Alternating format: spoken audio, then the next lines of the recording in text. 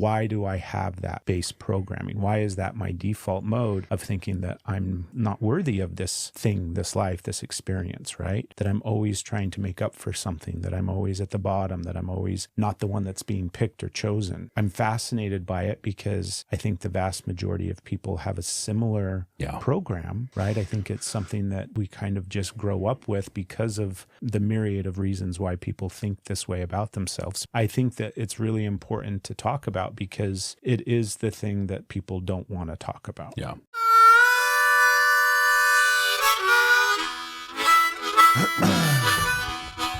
So, yes. Pushing hard. It begins. Pushing hard. Pushing hard. Hardly pushing. Oh, God. What is that? You're working hard or hardly working? Right. Right. You're working hard, Ben. I'm trying. What do you, what's been the big overarching thing that's driving it lately, you think? Well, trying to be as like a dad and a man and a husband. Like, I want my wife to look at me and be like, God, you're sexy, right?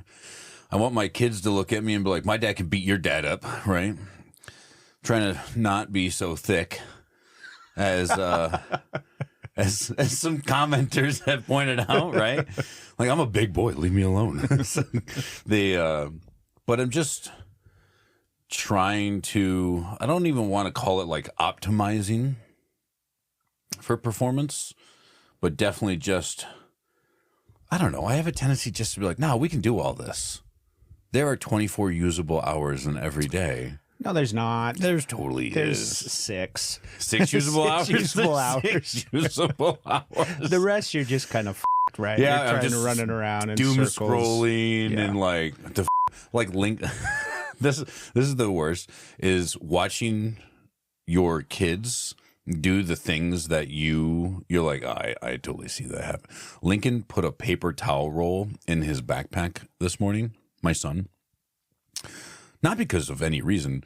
I was like, put this in the garbage can, and he just got distracted and like walked over and put a paper towel roll in his backpack. And I'm like, what is this in here for? He's like, I don't know who put it. You put it there. Yeah, Why'd you put just it there? like, why is that in there? Like, I don't know, kid. You put it in there, and he's like, did I? Yeah, but yeah, just going hard and yeah. So this morning I started trying to work out. So we do jujitsu, right? And do jujitsu a couple times a week. Well, a couple times. I think I average like 6 sessions a week. Yeah, that's every day. Every day. Yeah, it's a fair amount of jujitsu, and I've now sprinkled in some working out. Some I don't even want to call it weightlifting, but some sit-ups and some like some bicep curls. Doing some curls for the girls. Yeah.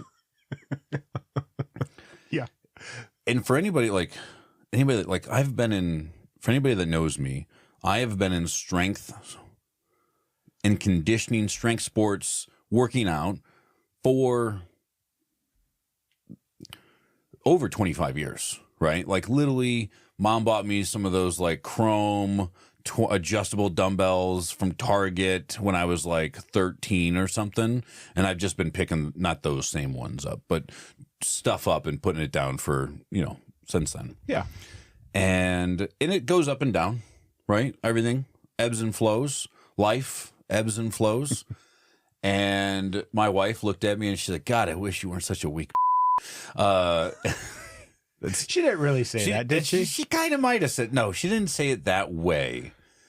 I think she said it in a more kinder, gentler, softer, more supportive way. And she's like, it's kind of hit or miss with her. I could definitely see both.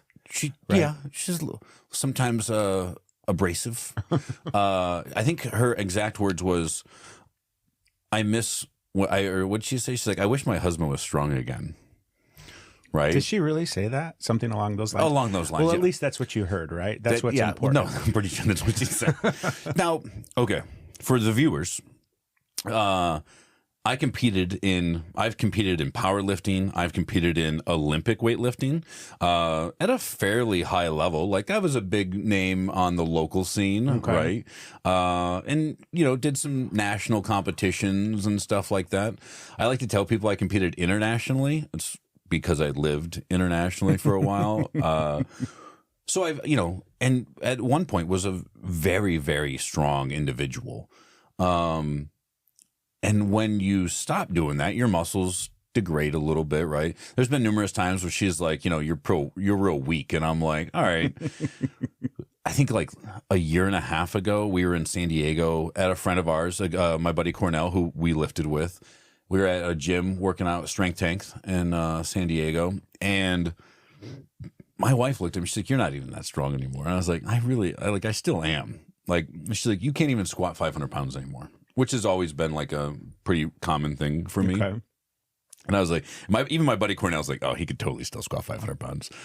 And we put it on, like warmed up and did it. And we had a bet, and I don't even remember what the bet was, but some stupid bet.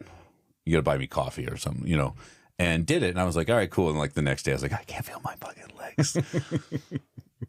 But that used to be a pretty I would do that every day, like not a big deal. And now I haven't done that in a minute. And she took a picture of me today because I was squatting 170 pounds.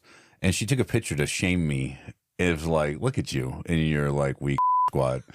And I'm like, I'm just trying to build back up. Like, I'm not going to come in and just be like, deep end, let's go. Right. Because then I'm going to be like, oh my God. Right. But after my workout this morning, I felt like Chris Pratt in Parks and Rec when he's at the track. Like I did. I took a shower and I was like, oh God, I'm not really feeling solid. I took a shower, got dressed, and I was like, oh, and then like, no, I'm not there yet. I had to like take my polo back off and I like laid down on the floor and she's like, are you okay? I was like, no, I don't think so.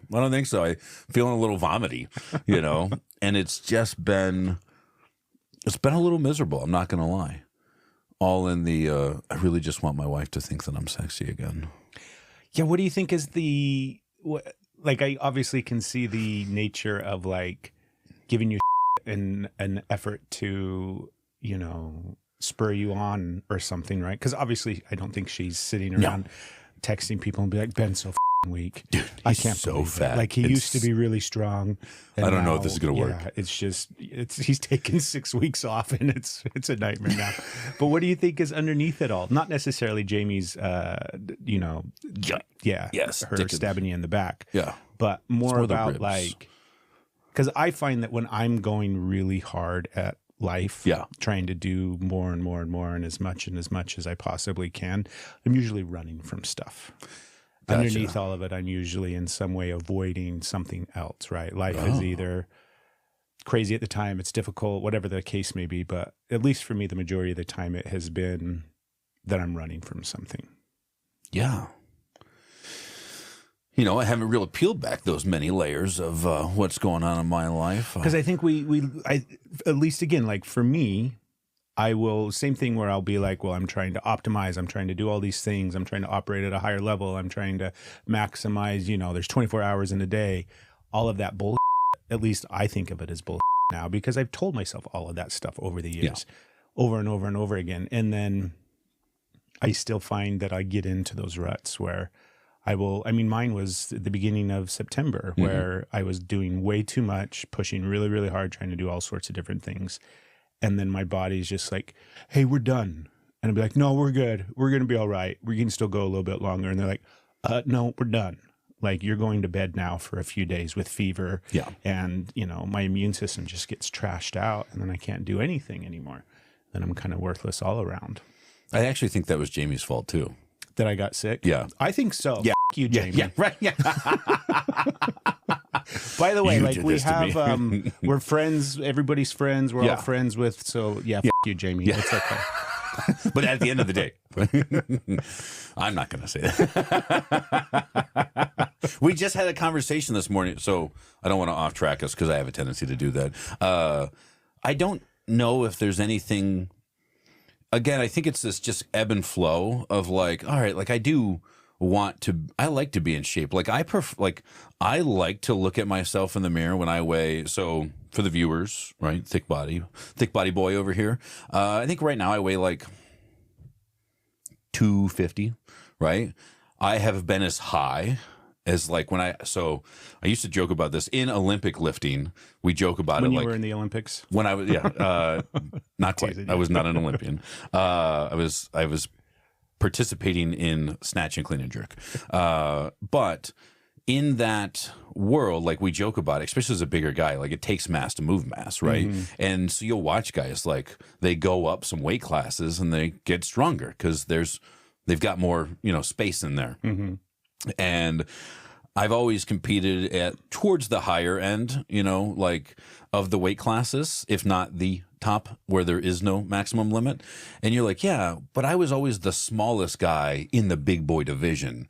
So if the weight class in kilograms, right? So we'll call it like 109, or we'll just call it like 240. Right? 240 kilograms? 240 pounds. Okay, 240 pounds. Yeah, 109 kilograms. As soon as we start entering into the kilogram conversation, really, or kilometers, yeah, like I'm definitely born and bred American because I have no idea. No idea. Like 240 kilograms, that could be 50 pounds or that could be 5,000 pounds. I have no idea. Just over 500 pounds. Okay. So, yeah, just over 500 pounds. But because of Olympic lifting, it's all done in kilograms. Like our scale for a long time was in kilograms. Okay. Like our bathroom scale just said kilograms because that's what we weigh everything in is kilograms.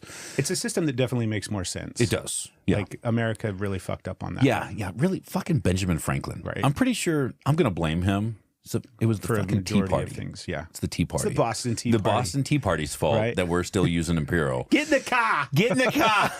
They're like, throw the 15-kilogram bags of tea in the harbor. And you're like, what? And they're like, In the harbor! No, 35-pounder. Throw those in the harbor. So, use kilograms. But I was like 111 kilograms Okay. competing against guys that weighed 140. Right. So I was like, oh, well, maybe if I just dieted a little bit and if I like stopped eating like a schmuck and I could weigh 108 kilograms and then I could be more competitive in that class. Right. But I eat like a schmuck and I love In-N-Out and, cheeseburgers and donuts and cookies. God, I love cookies and sweets and stuff like that. But so I constantly have been up and down in the physique world and like, look at that. I think I see an ab muscle. And then I'm like, there it goes. It's gone now.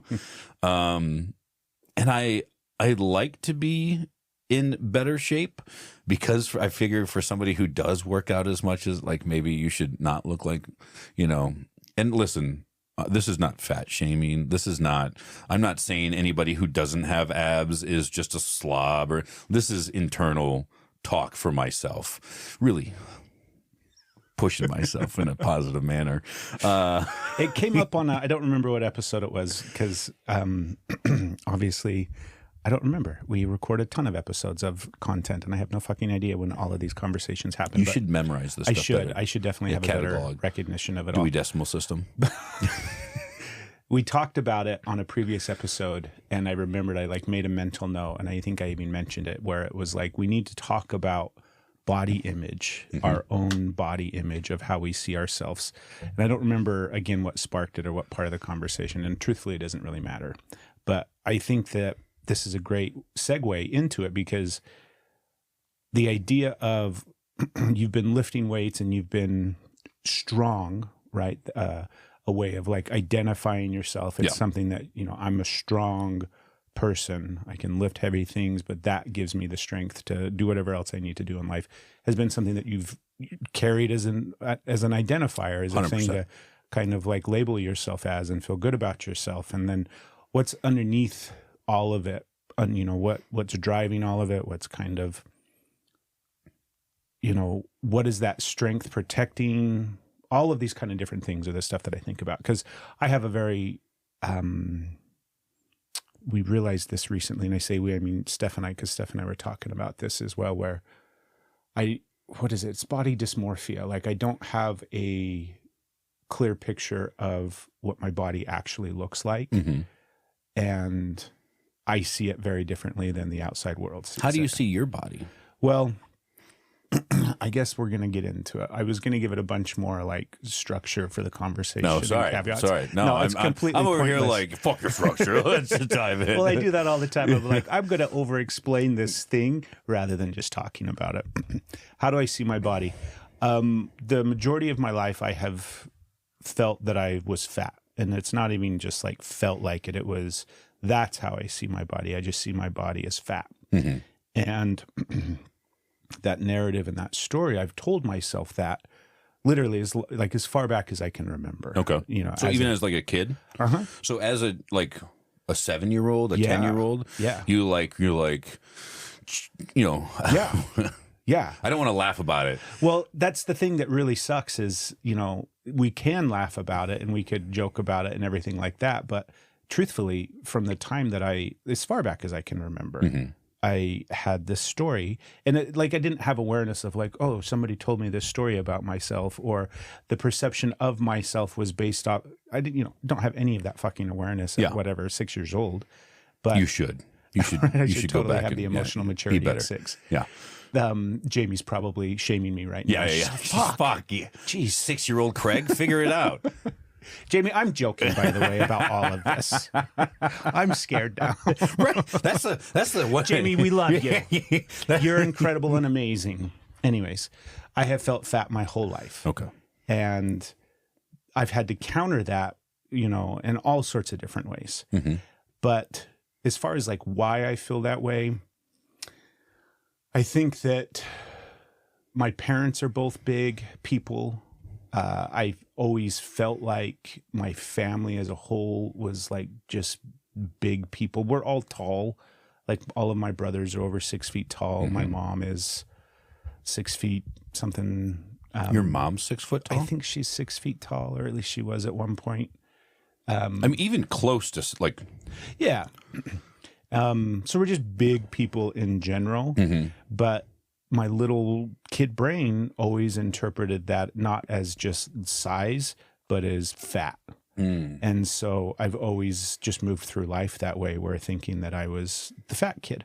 And so I always had to overcompensate for that with all sorts of different things, with my sense of humor, with trying to, a lot of times I was always trying to impress people with different things that I was doing or that I could do, right? I was always like, watch me jump off of this thing, or watch me do this crazy, all these kind of. Watch me whip. Yeah. And, but yeah, that has shaped and molded how I've moved through life. And I've never thought of myself as like big and strong. Mm-hmm. Anytime I think of myself as big, because I don't think of myself as big. My brother, I have an older brother who is, I think he might be like an inch maybe taller than me. So he's not much taller than me, basically the same height. But from, the time that I was little, he was always my big brother. So I always thought that I was little. Well, especially as you're growing up. Yeah. Because how much older is he? He's 4 years older than me. I mean, that's a significant, so when you're 6, he's 10. Exactly. So he's always going to be bigger than me, right? And I've always been mentally, in the back of my mind, I've been the little brother. So I've never really moved through life or thought of myself as like this big person or this imposing force or anything like that at all. And I had to, over the years, I had to recognize that not everybody saw me as this little brother. Not everybody saw me as this little person. I don't see you as a little person. Right. And I didn't know that. Like, it seems really silly, but well into adulthood and on a continuing basis being reminded of like, yeah, you're not little. Like, there's no part of me that is small or little. And I'm also like, I still struggle with it because it's such an early program from childhood, but I don't feel like I'm fat, right? Mentally, I can still battle it out in my head where it's like, I'm not fat. And then there's this other part of me that's like, you're fucking fat. Fucking fat guy. Come on, guy. Who are you fucking kidding? You're like, look at me. I look fucking good. You right? fucking fatty. Yeah. Yeah. And that voice is always there. Yeah. I take him with me everywhere. Yep. And so I was getting ready for today's episode and I was going to wear a different shirt. And I put that shirt on and I was like, man, I wish I could fucking wear that shirt, but I look fucking fat.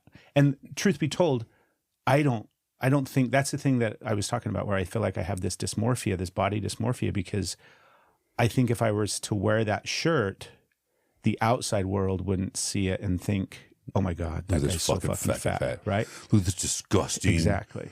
But it's so hard for me to sit and when I'm in clothes that I feel uncomfortable in, it's one thing I can kind of like, I feel uncomfortable in these pants right now.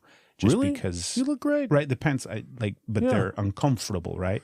Are they uncomfortable or do you want? No, I definitely prefer shorts. Yeah.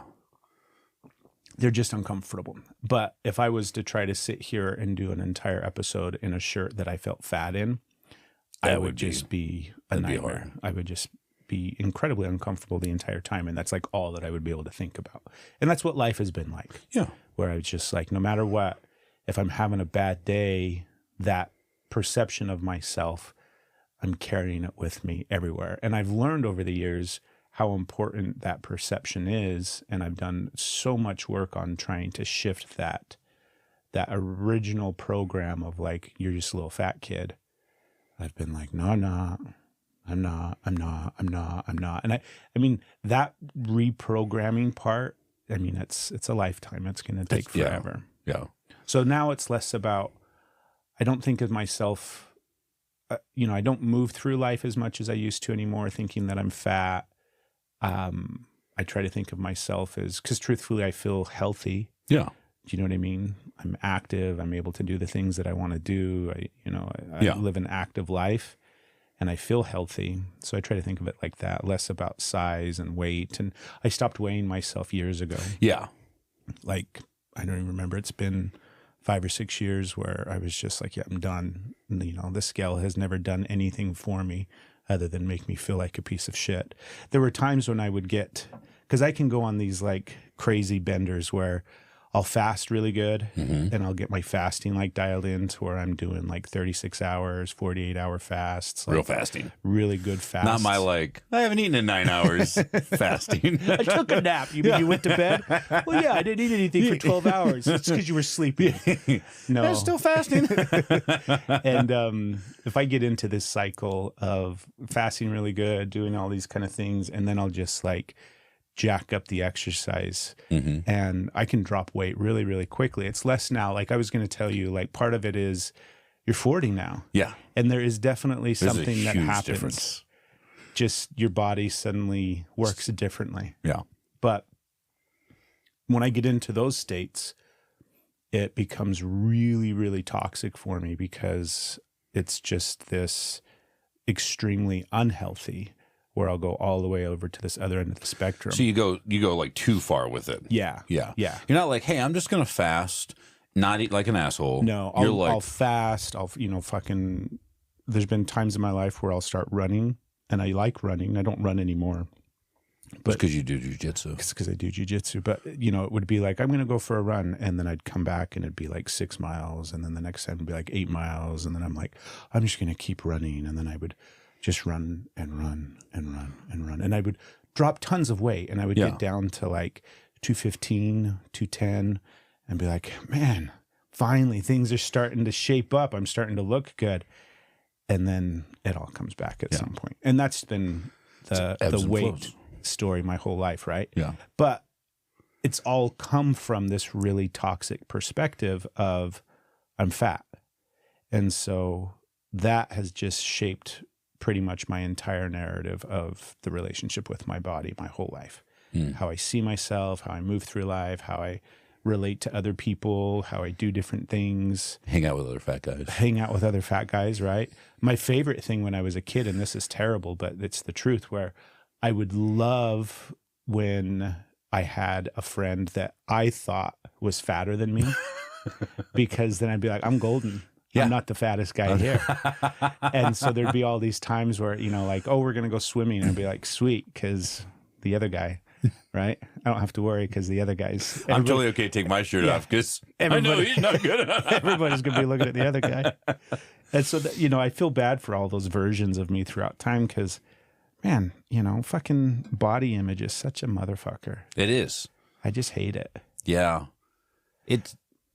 Body image is definitely, I mean, it's so bad because, and I think there's so many things that like go into it. Everything, and part of me is I try to, so I am the shortest guy in my family, right? My dad was much taller than me. My brother was taller than me. My cousins are taller than me. Like, everybody's bigger than me, right? But I grew differently. I went wide, right? And I was a super skinny, like, pipsqueak kind of kid. Like, I think I look at my son right now, right, who's 9, who is just got, like, he's just skin and bones, and you're like, look at this little kid, right? And he's just gangly kind of, and he's just weird, and but I was the same way. I was that size growing up. I wasn't the biggest kid. I wasn't the tallest kid. I wasn't and then one day, like, I hit puberty, and I put on like 80 pounds of muscle over a summer. And, like, my whole body is a stretch mark, basically, because my body was, And, I mean, I remember I was in, like, 7th grade, and they were like, "Are you on steroids?" Because, like, 7th grade? Oh, yeah. Like, I'm buying them out back. Yeah. Out back, yeah. Yeah, the guy's selling suckers and D-ball. But I hit that puberty, and everybody else got taller. Right. And I didn't. I just got wider and stronger. I mean, literally squatting 500 pounds in high school. Like, not a big deal. Like, yeah, I can do this. See, I have no concept of, like, what it's heavy. A large amount would be to squat. 500 pounds would be a lot to squat. 500 pounds is a fair amount. Okay. I think I just saw I don't know if it's a study. Somebody said that, like, less than 5% of them. No, it had to be less than that. Maybe it was 1%. I was going to say, it's got to be way less than 5%. So it was talking about 400 pounds. Okay. So 400-pound squat is a... And is the squat, again, this is ignorance, right? But is the squat when you've got the weight on your shoulders and you're doing a squat down and then all the way up. You come back up. And the goal is, I believe you should train full range of motion. Okay.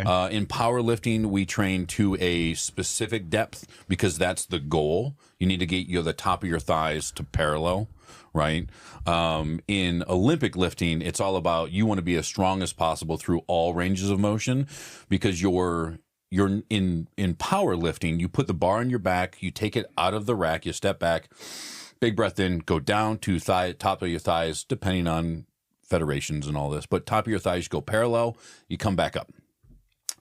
In Olympic lifting, it's you're bringing the bar from the ground and you're literally jumping the bar up, catching it on your shoulders in the bottom of a squat. So we train back squats and front squats where the bar's on your shoulders and you're catching the bar here. And you want to train the full range of motion because the deeper you can get underneath it, the less height that you have to pull on it or pull it up. And that's not a great description of that, but as the bar gets heavier, it gets harder to pull it higher. For sure. Right? So you'll watch, like, the guys in the Olympics, that bar never, like, when they pull it off the ground, it never really goes above, like, belly button level. But as soon as it gets, not even belly button, it hits their hips and it continues to go up as they're now pulling their bodies underneath. So the deeper you can get in that squat, the better, right?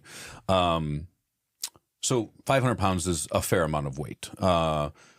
I don't know many people. The guys that I Olympic lifted with, shout out to Nick and Cornell, who talked a little bit of trash because I didn't mention them.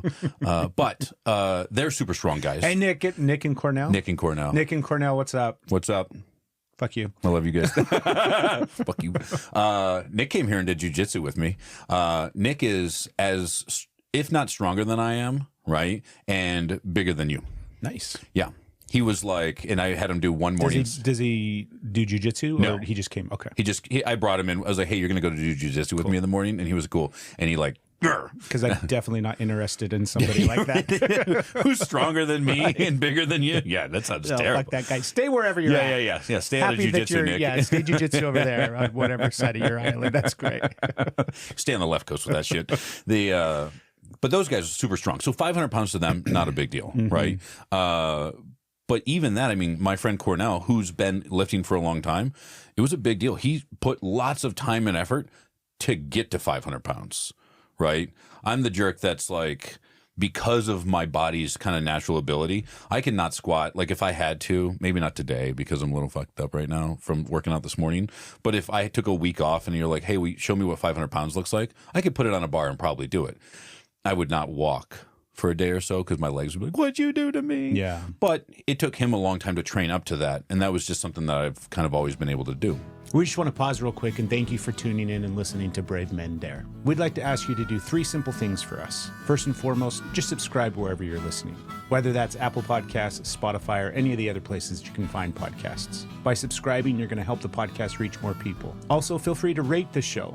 Give us 5 stars if you're enjoying it. And last but not least, send an episode to a friend. All of these things are going to help the podcast reach more people and help us continue to bring you episodes week after week. Be sure to come follow us on social media as well. You can find us everywhere by searching Brave Men Dare. Now let's get back to the episode.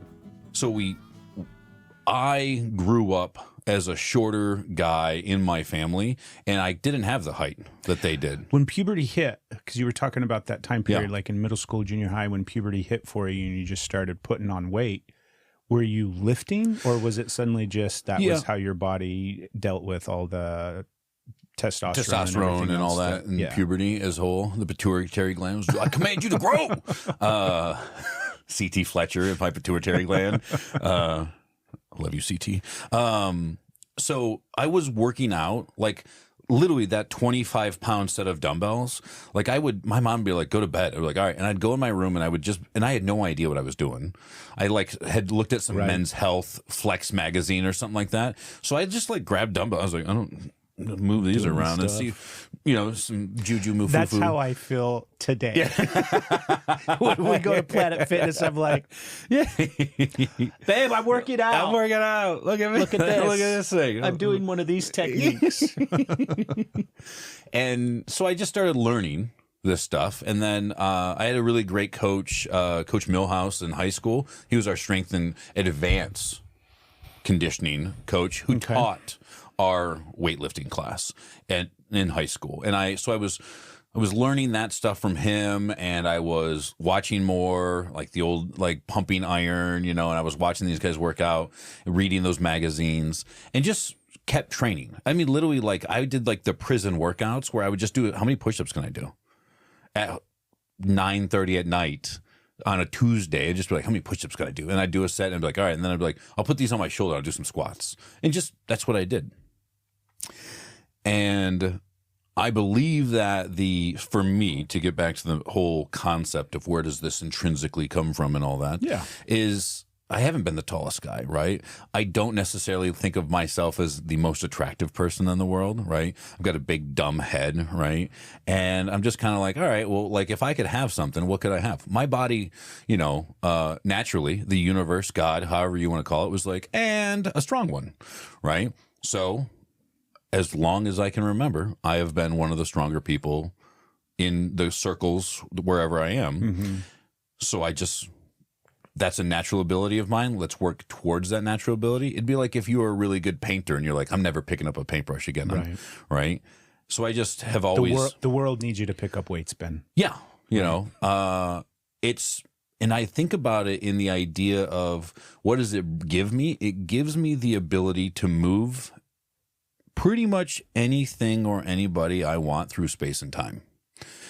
There's, it's not a big deal. If like I bought a big safe a couple years ago, right? And I was like, all right. And I bought the safe and I went and picked it up, and it was the woman who was selling it. She's like, did you bring anyone? And I was like, no.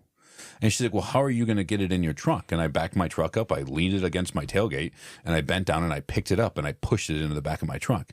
And she looked at me and she's like, that's the most impressive thing I've ever seen in my entire life. She's like, 3 men brought that safe into here. And I was like, yeah, I get that. Like, it's not a big deal. I unloaded it by myself. Like, no one was home. I did record a video of it in case I fucked it up. And I was like, here's the fail video of me dropping a safe on myself. But I literally just slid it out, set it down, and set it down. Like, it wasn't a big deal. It's not super heavy. It probably weighs 350, 400 pounds, but which I understand is heavy. But I was also like, this isn't that heavy comparatively for me. So I've always worked on these in that kind of world and had it. And even, oh man, I remember I was in Afghanistan, and we had this weight room that was like in the hangar that I was working. So I flew in helicopters. We had a hangar, and in the space that we had all this old gym equipment. And I mean, super rusty, old dumbbells, mismatched sets, just people had accumulated over time. And they were like, hey, we're going to do like a 1,000-pound club. And I was like, what do you mean? And they're like, we're going to do a whole thing. Like if you can back squat, deadlift, and bench, we'll take those 3 weights, we'll combine them. And if you break 1,000 pounds, you get your name on this board. I was like, that's super cool. And they're like, yeah. And I was like, all right. I was like, I'll do it with you guys. And they're like, really? Like, well, you haven't been like lifting or because you're deployed. Some people have, you've got some time. If you work 12 hours, there are 12 other hours in the day, and we don't sleep, so, caffeine. And I was like, yeah, I'll do it with you guys. No big deal. And in the middle of them like doing this, they started with deadlift, or I think they were doing deadlift first. And they just kept kind of walking through it all, or maybe it was squat. I don't remember. And they were like going, and they're like, do you want to like jump in on this? And I was like, no, I got something I got to do real quick. And I just walked out. They were at like 450. And I was like, all right, let me get a set in real quick. And just walked over in like my boots and my overalls and just did a rep. And I was like, okay. I was like, let me know when you guys get to 500 pounds.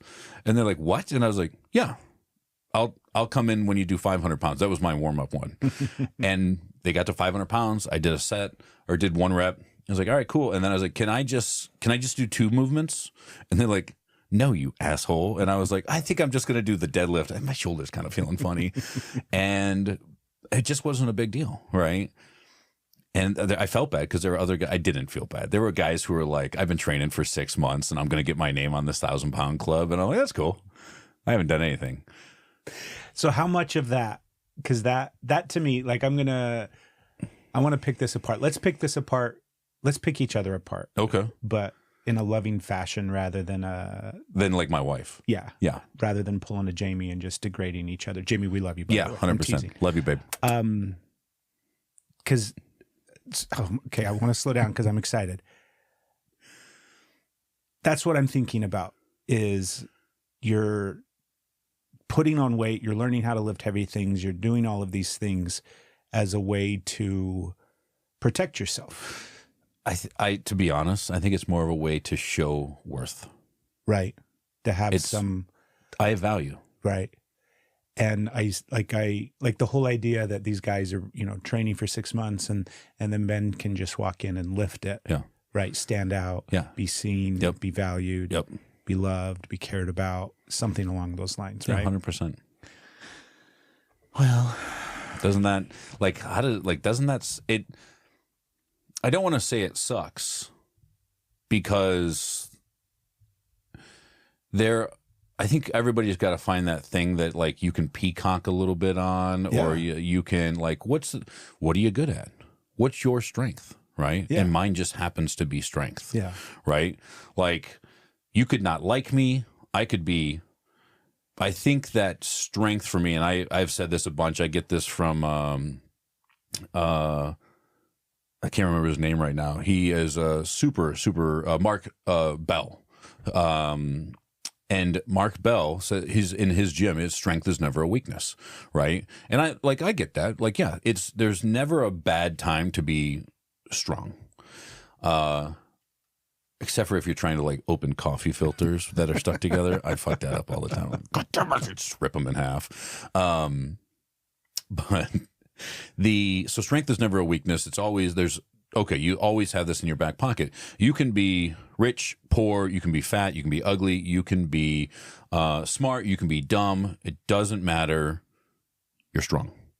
You have the ability to enforce your will on the world and move things through space and time, right? So you always have this thing that you can do. Because you talked about thinking that you weren't attractive, thinking that you were ugly. Like, what are the things that you have to make up for with your strength? What are the things that are underneath, Yeah. I definitely look at, I don't find myself to be like an attractive looking guy. So I'm like, all right, well, you know what? I may not be the best looking dude in the world, but I'm the strongest dude at the bar. right? So I've got that going for me, right? And if a girl doesn't think that's important, then, whatever, right? That's why my wife loves me so much, because I'm so strong. Except when I'm not. But then she doesn't love me anymore. This is what it feels like, though. So we kind of joke about it, but I know that because I shouldn't say I know that there's a part of you that feels that way, but I think that there's a part of you that truthfully feels that way. There's a little Ben inside of you that has to, that has protected itself by telling itself and by knowing and proving time and time and time again, right? I am strong. Yes. I can do these things. No matter what, I can protect myself in a way, or I can impress people, or if people don't like this, then it does, I think there's some validity to that part of you inside that, and again, we're joking about Jamie, but the worst things that other people could say to us are pale in comparison to the things that we actually say to ourselves. Yeah. So that's what I'm really curious about is what are you saying to yourself that the strength is the thing that you're falling back on, that it's the counter, right? So the strength and being able to lift all of these things is countering what? Well, I think it's countering for me, a lot of imposter syndrome of I'm not good at this. I'm not the best father, right? I'm not the best husband. I'm not the best leader. I'm not the best worker. I'm not the best at jujitsu. I'm not the best at speaking. I'm not the best at not swearing, right? I'm not the best at not swearing. Listen, I have a potty mouth. I try to explain this. I feel bad when I swear, but I can't stop myself. It's I say this a lot when I travel, if I have to speak and stuff. I normally have a disclaimer when I get on stage, and I say to people, I was like, here's the deal. I was like, first of all, my name is Ben. Real quick, just to get this out of the way, as I spent 10 years in the Marine Corps, and I have a tendency to swear. I'm going to do my best to curb this. I was like, but after 10 years of spending my time in the Marine Corps, it's kind of like part of my religion now. I was like, so let's get this fucking show on the road. And I'm going to do my best to curb this, but we both know it's not going to fucking happen. It's not going to fucking happen.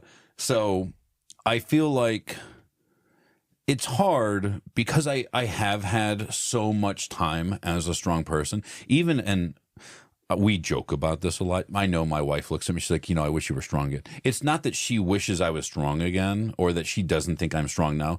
She wants me to get back into working out because she knows that is good for overall health and wellness. She knows that if I am doing jujitsu a couple times, at least 4 or 5 times a week, if I'm doing 2 or 3 days of strength and conditioning, I'm walking or, some kind of cardiovascular. I don't run because I'm short and fat, and it's bad for my knees. And I don't like running. That's why I train in jujitsu. But if I do those things, it means I'm healthier. When I'm healthier and when I'm being physically active in those things, it is better for me mentally than when I'm sitting on the couch eating fucking cookies, right? Don't get me wrong. I love the couch. Actually, I sit in my chair, and I love cookies. She says that as a way, she knows that it doesn't hurt my feelings, right? As much as she'll look at me and be like, I wish you were strong again. I'm like, I'm the strongest man that you know. I'm the strongest person in the group of people we hang out with by far, right? I feel bad. I threw Steven Stanzel in jujitsu yesterday morning. He was doing side pressure, and I was like, and he kept re-driving into it. And I was like, he was hitting side pressure as I was trying to breathe. Every time I tried to take a breath, he was hitting it. And I was like, oh, and I finally was like, I'm done with this. And I put my hands on him and I threw him to my feet. Just bench pressed him off me and chucked him a little bit. And he was like, well, I just left the ground. And I was like, I'm sorry. I was tired of you being there. I was done with that. So I don't actually think that I don't feel when my wife says these things, it's her trying to backhanded love, get me motivated to get back into things. But she also knows the same as you said, man, when I put a polo on Tuesday morning, and I put it on, and I looked at her, and I didn't even leave our room. I like looked at her through our bedroom door, and I was like, "How's this?" And she's like, "Yeah," and I was like, "Yeah, I can't do it." I like looked in the mirror, I was like, "No, tubby, and I took it off, and I put on like an oversized T-shirt, and I was like, "Well, that's better, right?" And part of it is like, oh, I don't like the fabric touching me. It's like, no, because I don't want the fabric touching me because it makes me look like a fatty, right? Did you grow up feeling fat as well? Like, is that a narrative that you've had? Okay. Now, I did grow up. My mom was fairly severely overweight as a 5 foot tall woman. I think at one point she was well, not one point, for a long time she was over 300 pounds. And my dad was, as much as he was a big muscular guy, he still had a big beer gut, right? He was not in shape in any way, shape, or form. His parents were heavy set. So obesity is a thing that's been in my family for a long time. So I don't ever look at that and go like, that's me, because I know it's not, right? But I definitely, I don't want the world to see me as the guy who's strong because he's fat, right? I want to be the guy that they see like, wow, you can see that guy works out, right? See, that's so interesting. I don't want to be seen this way, right? I want to be seen this way. Yeah. Like I'm just really fascinated by it, because the whole strength thing for me, like I went in the opposite direction, where I didn't ever do any weight training. Never did any of it growing up. Which is scary. What do you mean is scary? Well, because you've never done any like weight training really. And your top 5 in jiu-jitsu, for me, your top 5 is one of the strongest people. Yeah. Right? I don't know where you're in my top 5 of people who are strong. Yeah. Because you're strong. I don't know if, yeah.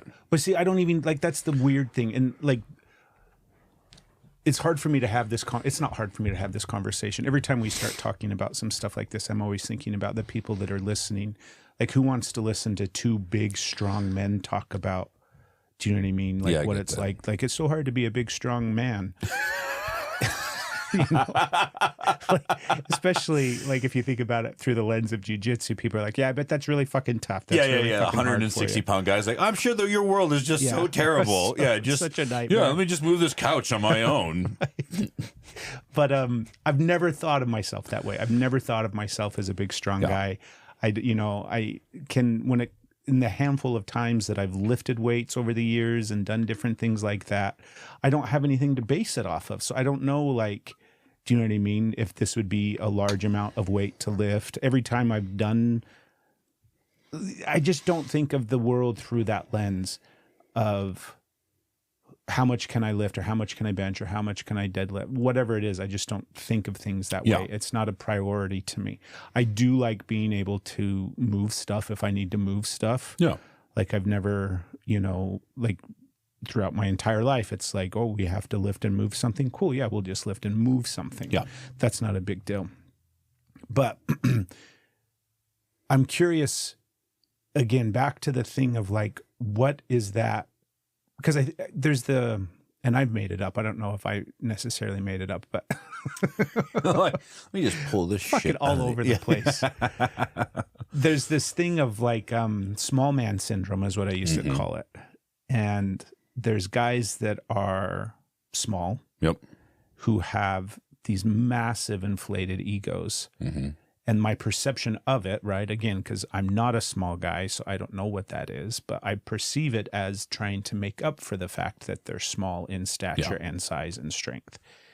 And I think that I'm on this opposite end of the spectrum where I am making up for, whether I'm doing it consciously or subconsciously, right, I don't even really know, but I have had to learn how to make myself smaller.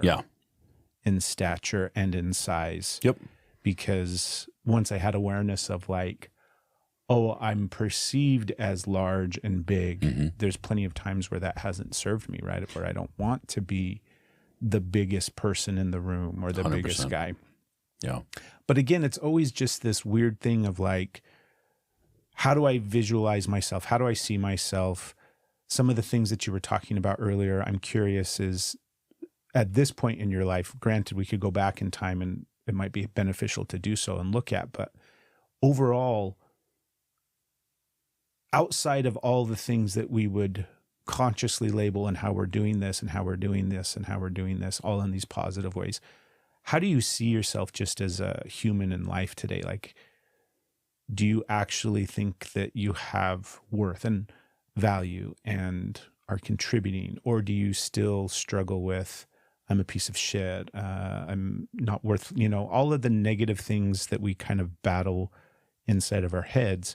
How much of that is still a struggle for you and a battle for you? It's definitely the default, right? And I have to reassess reinforce to myself. I will, and it's hard for me because I part of me, I think, as a coping mechanism is I use a lot of the funny things in the world. So when this morning we were doing a bunch of sit-ups and I was like, one tubby, right? From heavyweights or whatever. Cause that's just what I think about, right? I don't, the first thought to myself is when I look at myself in the mirror, when I'm get out of the shower or something like that, is I see my stomach and I'm like, and then I look at it and then I kind of think about it and I look back and I go no, look at you. You're not just this big, overweight kind of guy. You are a strong person, right? And when I look at the idea of, for me at work, right? I have a team of people that I lead, and when I talk to them, I constantly am like, am I doing this? How am I doing this? Right? Does this even matter? Are they listening? Is this impactful? Am I helping change things?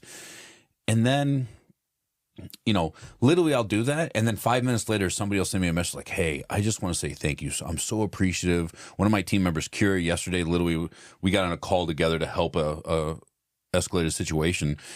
And she was just so thankful for all that. And she's like, I just appreciate all your time and your efforts and you're so helpful and all this stuff. And I'm like, well, that's good because I'm over here going what are you doing, dummy? You don't even know what you're talking about.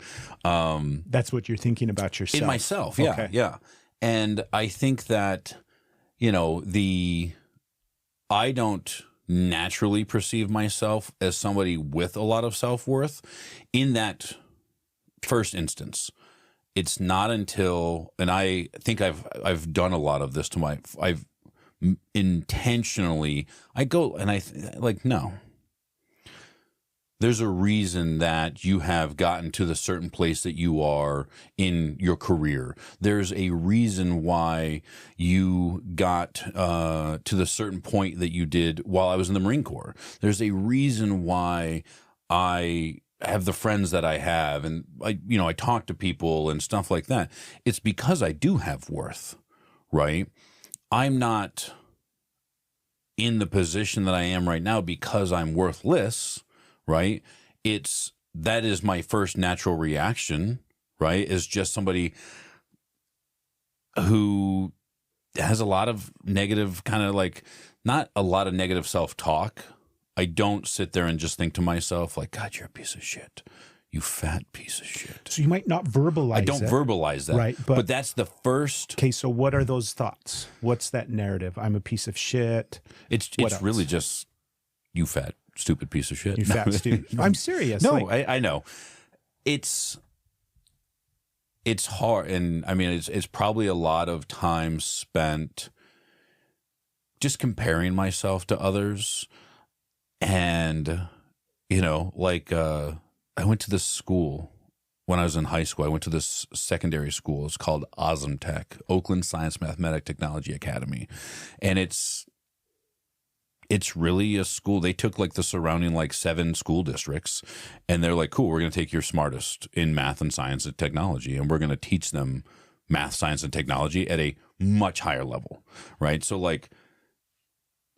I took my first AP class as a sophomore, right? And then as a senior, everything was AP. That's just what we were doing. I was the dumbest guy at that school, right? And I'm surrounded by people. A girl that I dated in high school, her name was Nicole. I'm going to cut you off. All right, I'm sorry. You're not doing anything wrong. I know. You're totally fine. Like, the only reason I'm cutting you off is because I want to go back to your narrative. Because you've talked about... I want to get away from the narrative. I know. That's the whole thing. That's why we're pushing pause and we're going back to it. Because you just got done talking about how you you went to a school for gifted people that were smarter than the normal people, right? Yeah. And your narrative is, I'm the dumbest one there. Yeah. It was because I was the dumbest one there. What if you weren't, though? What if that narrative is always, I'm the dumbest one here? What if that narrative is always, I'm the one that's at the bottom and I have to make up for everything? Yeah. I think, I don't know, Craig. Why are you asking me these hard fucking questions? Because the whole thing, what's this? Because my underlying narrative of that, I'm constantly, that I just take with me everywhere. Mm-hmm. People don't like me. I'm fat. I'm not attractive. I'm a piece of shit. I'm it's only a matter of time until I fuck everything up, right? Yeah. It's only a matter of time until people know the real me, and then they're not going to like me anymore. Those are the things that just constantly are kind of spinning around in my head. And the vast majority of the time they're subconscious, right? Yep. I'm not sitting there verbalizing them out loud and saying them, but those are the thoughts that are going through my mind every single day. Mm-hmm. I look in the mirror, you're fat. I get in and out of the car, I'm fat. I'm all of these things. It's just this continual ongoing narrative of the worth and value that I see for myself is being very, very low. Yeah. And it's only a matter of time again until everybody else sees it and recognizes it. And then they're not going to like me. Yeah. I'm not going to have friends. I'm not going to have, the life that I have, all of these kind of things. And so I've had to counter all of that stuff consistently throughout time with all of these different things to basically counter that so that I can move through life. But I've also had to really look and question, why do I have that base programming? Why is that my default mode of thinking that I'm not worthy of this thing, this life, this experience, right? That I'm always trying to make up for something, that I'm always at the bottom, that I'm always not the one that's being picked or chosen. Mm-hmm. And I'm fascinated by it because I think the vast majority of people have a similar program, right? I think it's something that we kind of just grow up with because of whatever. I don't even fucking know, right? The myriad of reasons why people think this way about themselves. But I think that it's really important to talk about because it is the thing that people don't want to talk about. Yeah. It is the thing that we want to joke about and skirt past. And it's like, what drives that narrative for you? Can you make any connection and correlation to your past and the things that maybe you went through, maybe the things that you saw? I can see a lot of the way that I see myself and the perception of myself. I can see that through the lens of that's how my parents saw themselves. Mm-hmm. And I was picking up some of that behavior subconsciously by seeing how they viewed themselves in the world and how they moved through the world and things like that, right? Yeah. Same thing with my older brothers, because I'm basing everything as a child off of that, right? How the people around me are moving through life and behaving and acting and thinking. And so a lot of it, I know that's where a lot of it has come for me. Well, so what you just said, and I think what you just said is kind of for me, you saw your older brothers, you saw your parents, you observed that, right? And you compared internally. I'm saying you, I compared my self-worth internally to everything I observed. And as I think humans, as men, I think that we have a tendency to pick up on the positives. Those stick out more, right? The bigger things, the good things and stuff like that. And I compare internally my vision, my thoughts of myself to these things, right? as a child, my dad was always stronger than me. So I always was not up to snuff because I observed him being stronger than me. I knew that there were other people who were like, the teacher would ask the question and like their hand went up. And I'm like, I don't even understand the question yet. Like I observed them knowing that fast. And so that was, I built a lot of that value off of how I observed others to myself. So it's this comparison. And I think that's where, especially where we see a lot of things today, there's more comparison now. You know, when we were growing up, there was no social media. There was barely cable. You know, like I had the 3-4 clicks on the dial with the tinfoil on the bunny ears, right? So you got to watch, like, I compared myself to Barbra Streisand, you know, like whatever, because that's what was. I love that. That's where your brain went. I don't know. She was the person on the TV, right? To Barbra Streisand. Barbra Streisand. Barbara, I compare myself to Barbra Streisand all the too, time, right? We could just never measure up. No, to old never. Barb, so good. But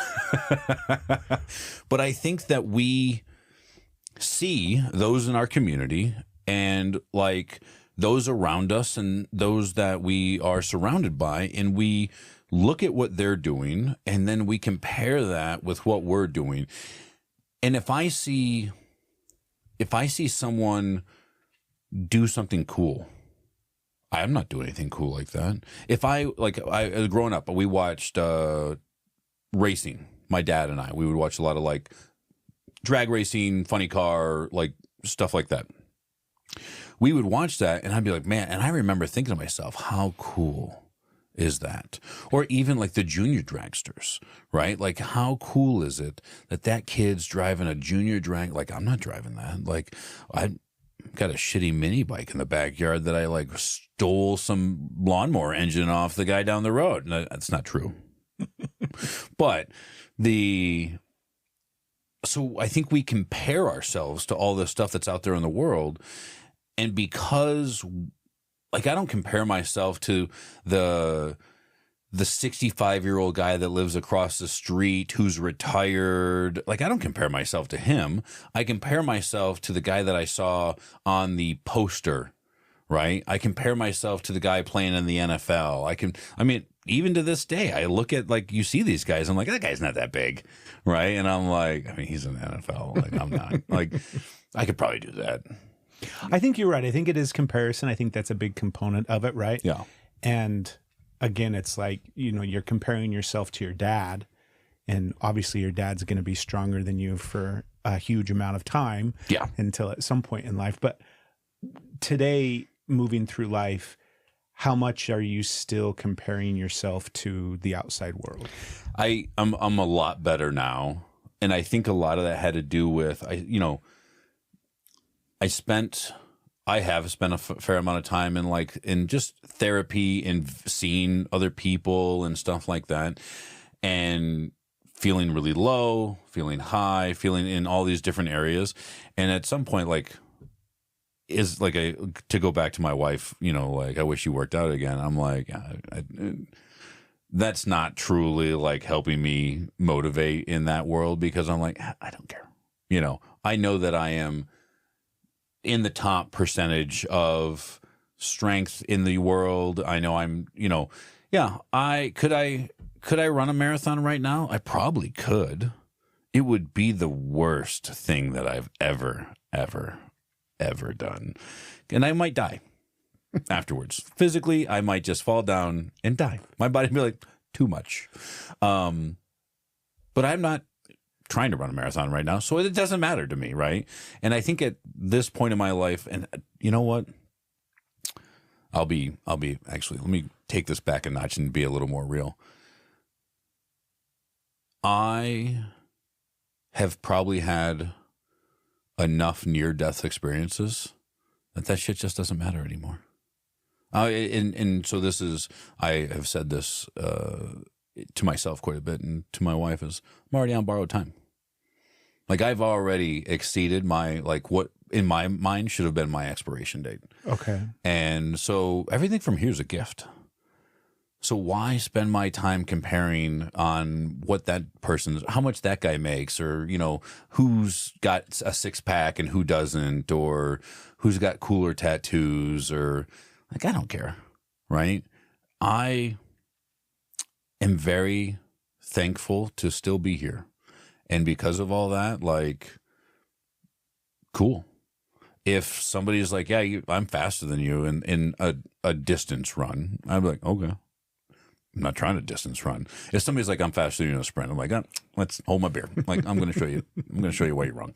But I think that's really what it is for me a lot is I just have gotten to the point that I think that I've reflected enough on some of those times that it really helps me draw like what is more important.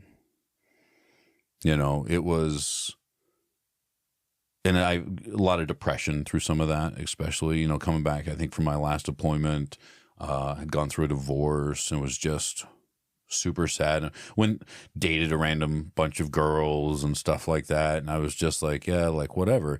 Because at that point I was on, I'm still here and I have no direction. I have no path. I have no nothing. And then it wasn't really until I think I met my wife and I was like, oh, there's a whole nother life out there that I can have. And I want to do the best that I can to have that life.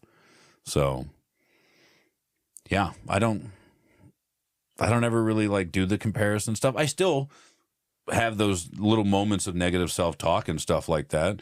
Right. And I think I do my best. I probably joke about it more. Like I say, like, I'm just a big dumb animal. Right. I say that all the time. And people would be like, yeah, you had like 17 really good ideas to how we're going to handle all this. And you know, these things and all that stuff. And you're okay. You're confident enough to get up on stage and talk to a dozen people that you have no idea who they are. And they could think that you're an idiot. And I'm like, I don't give a shit. Right. You okay? Yeah. I just, did you Googled yeah. Isn't that the best? Yeah. So it was literally, the phone was recording your conversation, what you were just saying. Well, now the CIA knows. The CIA definitely knows. My question to you, hold on, I had it, and then my phone distracted me. It was, I guess what I think at this point in life, because I agree with everything that you're saying. Mm-hmm. All of those little things don't matter. And I think that I still fight I still fight it. I'm still comparing myself. I'm still looking at things. I'm still moving through life with that running in the background. But more and more and more, what's important to me is this relationship that I have with myself. Yeah. Like I'm very cognitive of the relationships that I have with other people. And those are really important and a big priority to me. And I'm always trying to improve on how I'm showing up in relationships with other people, with my wife, with my kids, with friends, all of these kind of things. That's really important to me. And I've recognized over the years, just for me, right? I don't know if other people would relate, but what I have found to be the most challenging is that relationship with myself, because that's where I confront all of that stuff, all of those narratives, all of the self-hatred and the loathing and the shame and the depression. And it's all of this stuff. And it's almost like the way that I see it now, Ben, is there's a version that I am today that I'm, learning to love and appreciate myself truly for everything that I am, all the good and all the bad, and just really being lots of good, being content with who I am today, and not from the perspective of like, well, I'm kind of making the most out of this situation, but genuinely from like, no, I love who I am and I have a lot of value and I have a lot of worth. And I try to remember that, and I try to embody that, and I try to practice that, and I try to replace all of that other narrative with that new narrative. But I don't want to spend like the idea that I'm going to spend another 44 years, right? I'm 44 now. Like the idea that I'm going to spend another 20 years moving through life being like, God, I feel fat, or I don't like my body, or I don't like this, or all of this dumb stuff that truthfully doesn't fucking matter. Yeah. Right.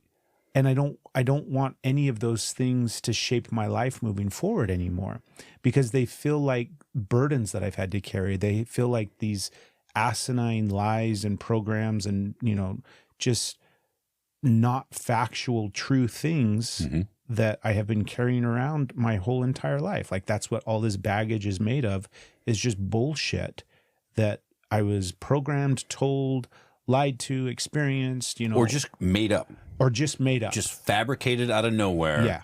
That I don't have this self-worth. Yeah. Yeah. And like the time that I have spent, and it's only been in the last couple of years, but the time that I have spent trying to correct those stories and those internal talk and that narrative and replace it with positive ones have been like, I have seen the most growth in myself because I think that's where I'm focused on, because I am challenging those narratives, because I am changing that self-talk. Mm-hmm. So like you said just a minute ago, oh, I'm just a big dumb animal or whatever, right? Yeah. Like the minimization of who you are. And that's the part that I've been really trying to like look at, address, change, alter, and shift, because I can see how beneficial it is. And it's the same thing where it's like, you know, for a long time I would use the barometer of like, how do I want my kids to move through life? Yeah. How do I want my kids to think about themselves? How do I want them to feel? Like, what do I want my children's self-talk and their narrative to be about themselves? That's how I would try to shift and change it. But then I also looked at that where it was like, you know, I need to change all of these things just for me. My kids are great. Like if they're the byproduct and they benefit from it and all of these things, but I'm worth living a life where, you know, the person that I'm with the most, which is me, all the time, right? I'm always there. Every time I wake up, there's fucking Craig again. Go to the bathroom. Hey, guy, what's going on? It's good to see you. Yeah, you missed. Yeah. Talk about missing. I had this thought last night where I woke up and I took a piss and I'm like, I'm 44 years old and I still have not mastered how to get my urine in this bowl all, you know, like every single drop that comes out of me does not go in the toilet. I'm like, when am I going to figure this out? Just sit down. When am I going to perfect this? You just sit down. Dude, well, especially in the middle of the night. First of all, hang on a minute. I don't want to get sidetracked. We'll come back to piss and sitting down as a man. But first of all, I just want to call this out because you said this, and as soon as you said it, it totally hit for me that I need you to hear. You said for the last couple of years, you've really been working on this, right? Mm-hmm. And, so I'm going to say 4 years. Okay. Right? Just for math's sake. That works. For math's sakes. For math's sakes. Right? For the quadratic formula. You're 44, and in the last 4 years, you've really kind of taken a change in this, right? So for less than 10% of your entire life, you have been working on this. You spent 40 years on this path, and at 40, whatever number that may be, you made the decision to change. So what makes you think that it won't take you 40 years to get back to the other spot, right? Like, yeah, it's work, right? Like, I'm sorry that a couple years ago, you're like, you know, I'm going to really have a better positive mental attitude. And it didn't just fucking happen. Yeah. It takes fucking effort, man. You got to keep working at it, right? Yeah.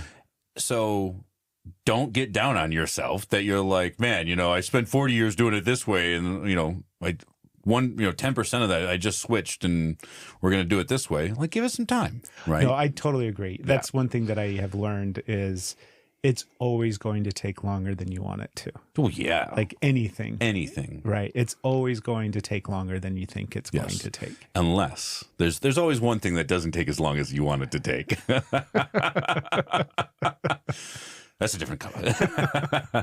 But, all right. No, thank you. I agree. And it is good to remember because, I think about that all the time where it did take me, 40 plus years to get to this point. Yeah.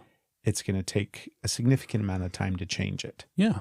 But it is possible. I think it's 100% possible. Yeah. And it's kind of what I was saying earlier too, where it's like, I don't want to spend, that's why I stopped weighing myself however many years ago. There you go. Yeah. Because it never, ever, ever, ever, ever helped. It never fixed anything. It never gave me any peace. Like there was never any information that I got from standing on a scale that I thought, well, now my life's better moving forward.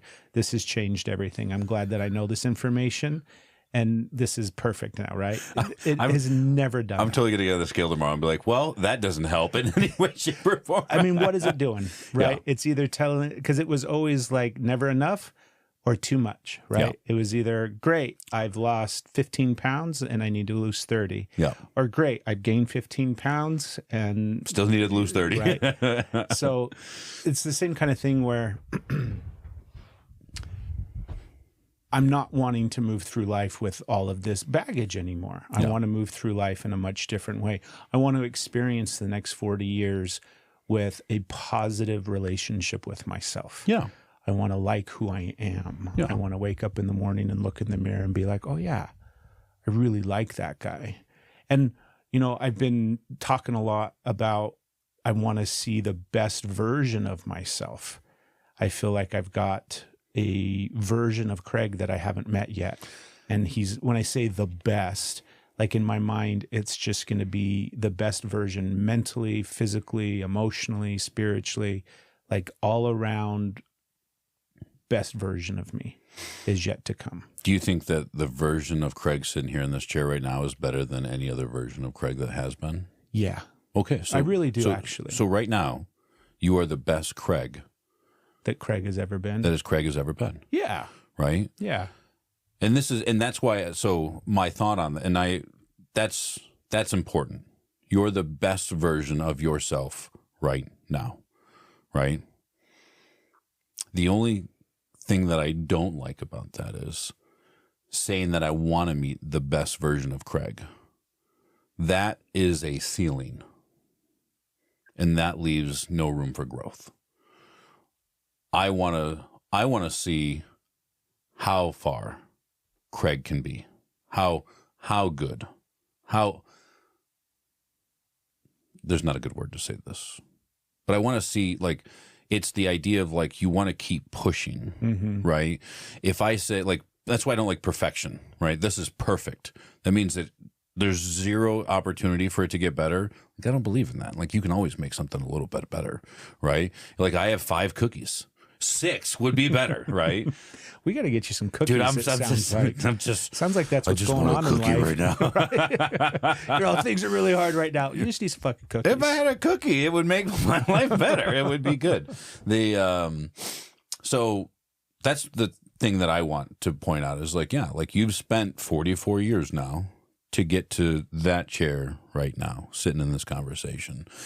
And so you got to cut yourself a little bit of slack, right? I don't know if you know this or not, but 44 years, it's a long fucking time.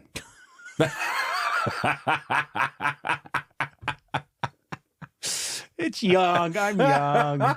I'm a spring fucking chicken. You are a spring chicken. I mean, Let's listen. go fucking run a marathon right now. I don't want to die. How about, no, I'm not running a marathon.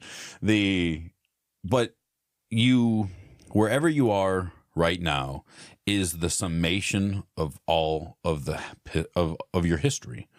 And as soon as if you have, you know, for like anybody listening, if you've got 30 years and you're like, yeah, like, I'm not super happy with who I am, cool.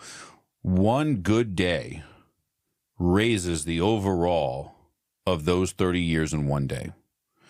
2 good days continues to raise that. You have to constantly work towards this, right? Like, it's this, we're always striving to be better, right? We're pushing in a positive direction. We're seeking growth. We're challenging ourselves. We're constantly pushing to seek improvement. And sometimes this area goes up and this area goes down. You know, we, in my family, we talk about spoons. How many spoons do you have? And if I wake up, I have 100 spoons. And then I get the kids out the door and breakfast made and their lunch is made and all that. And there's 4 spoons, right? And then I'm going to go work out and there's 10 spoons. I'm going to have a full work day and there's 50 spoons. And then, you know, at the end of the day, I'm like, look, I'm exhausted right now. It's because I'm out of spoons, right? There's only so much that you can physically and mentally handle in a time frame in a day.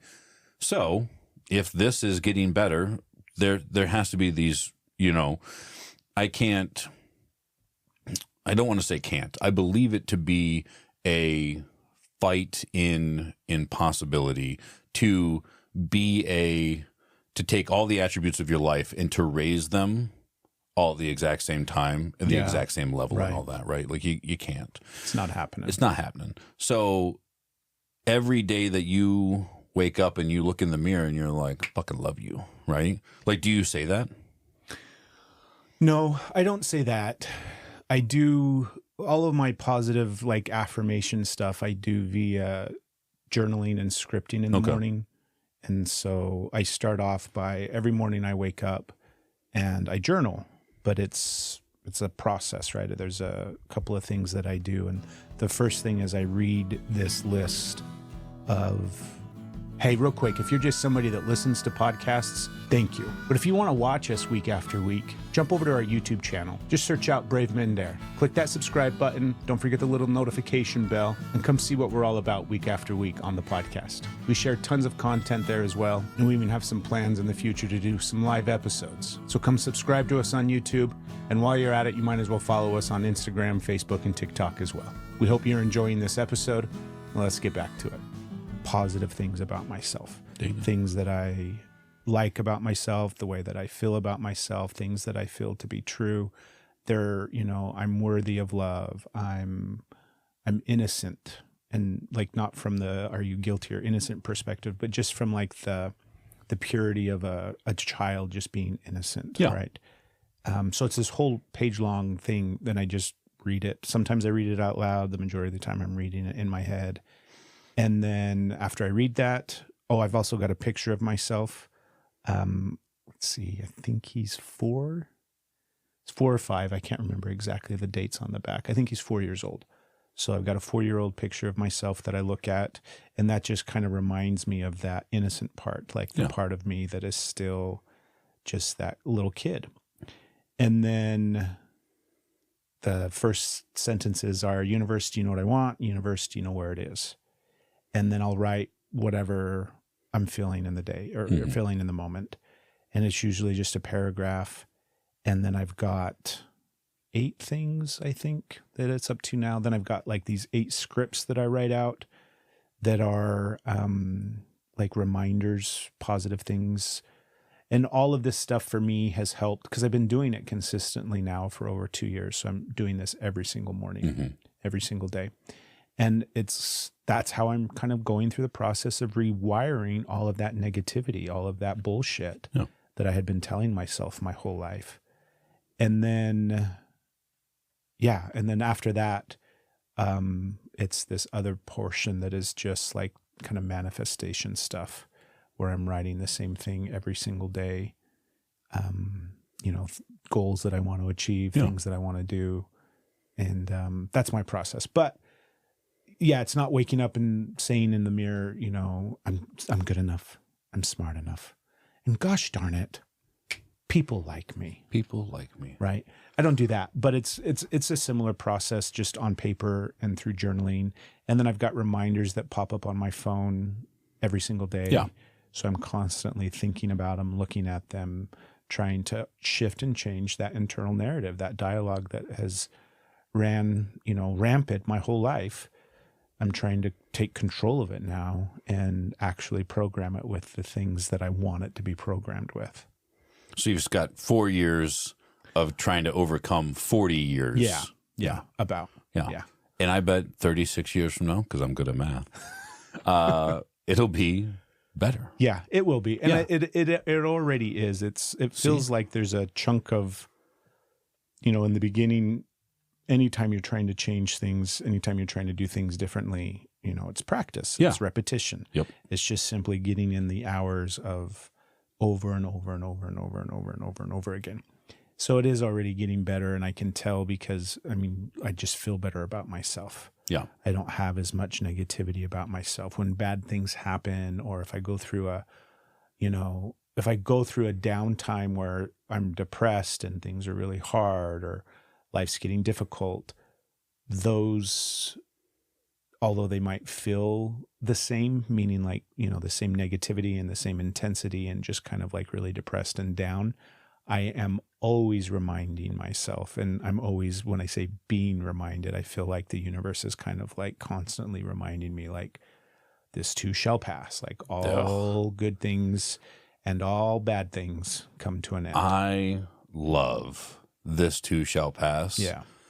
I just told this story of, I told my kids, the story of the king who asked for a gift, and he wanted a gift that made him happy when he was sad and sad when he was happy. And I went through the whole story with them, but basically it was a coin. And on both sides, it said, this too shall pass. And I think this too shall pass is a super powerful just sentiments. It's a super powerful,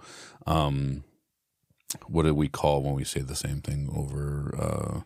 Yeah, a good, I mean, for me, it's a mantra. Mantra, right? that's what mantra, right?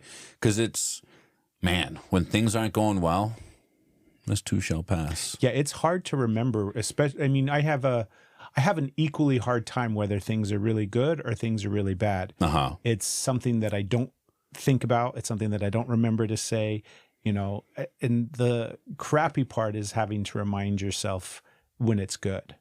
When things, I try not to listen to that part. When things are great, I'm like, yeah, life is Right? good. And you're like, this too will shut your fucking mouth and I'm going to just live in this shit.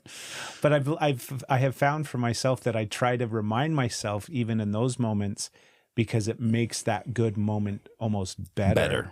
Because I'm reminded, like, oh, this is temporary. Yep. This incredible feeling that I'm having right now, this experience, this moment, there's some times where Steph and I will get into like a really good flow, and it'll be days and weeks sometimes where shit just feels good and life's going well and everything's coming up fucking roses. Yeah.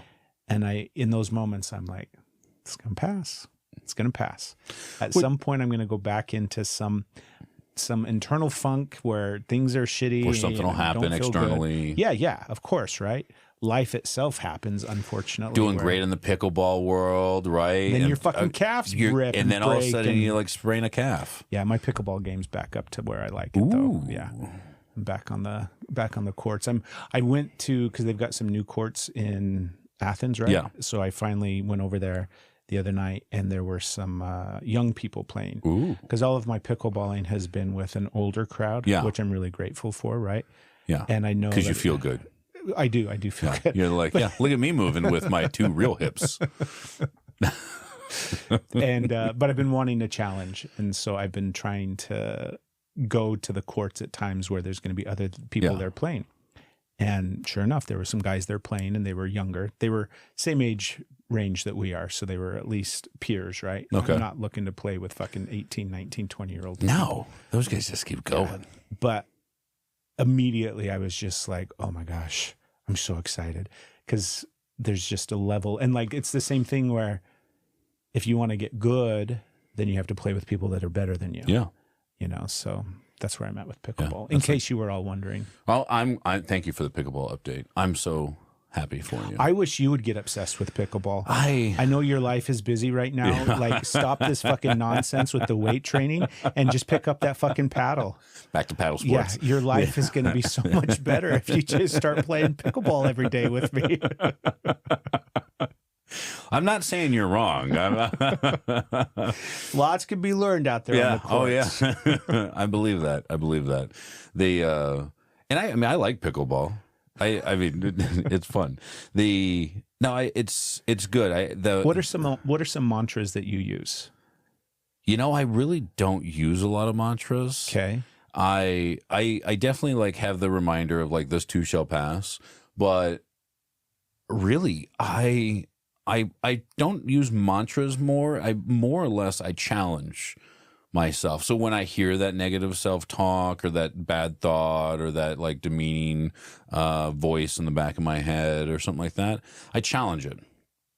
It'll be like, and this is like, so I used to own a CrossFit gym, and I would have people come in and I'd be like, listen, like, I'm not I'm not here to turn you into the next CrossFit Games champion or anything like that. I'm not trying to help you get an 8-pack of abs. I was like, what are your goals? And they're like, well, I was like, listen, I was like, if you want to say that I just want to look sexy as fuck because I'm back on the dating scene and all this, and that's my goal, like, that's great. Get it. You go, girl, right? Or guy, right? Totally down with that. And I used to tell people, I was like, my goal with fitness is to make sure that when I walk by, my wife looks at me and goes like, hey, how you doing? As long as that continues to happen, I'm pretty good. So anytime I'm like, God, you look a little fat. I'm like, yeah, you got laid yesterday. It's okay. Right. But I don't really say a lot of those same things. I do tend to think that the things that I experience throughout the day tend to help me with a lot of that. I mean, everything from when my kids get home and they come over and they give you a big hug, to one of my team members just, sharing their appreciation or, whatever that is, to when I walk by, my wife looks at me, she's like, God, you're sexy. And I'm like, yeah, you're fucking sexy, and I use those moments to kind of reinforce, like, no, like that voice in the back of your head is just, he's lying. He's not telling you the truth. His goal is to be back there and to be negative, right? And that's what his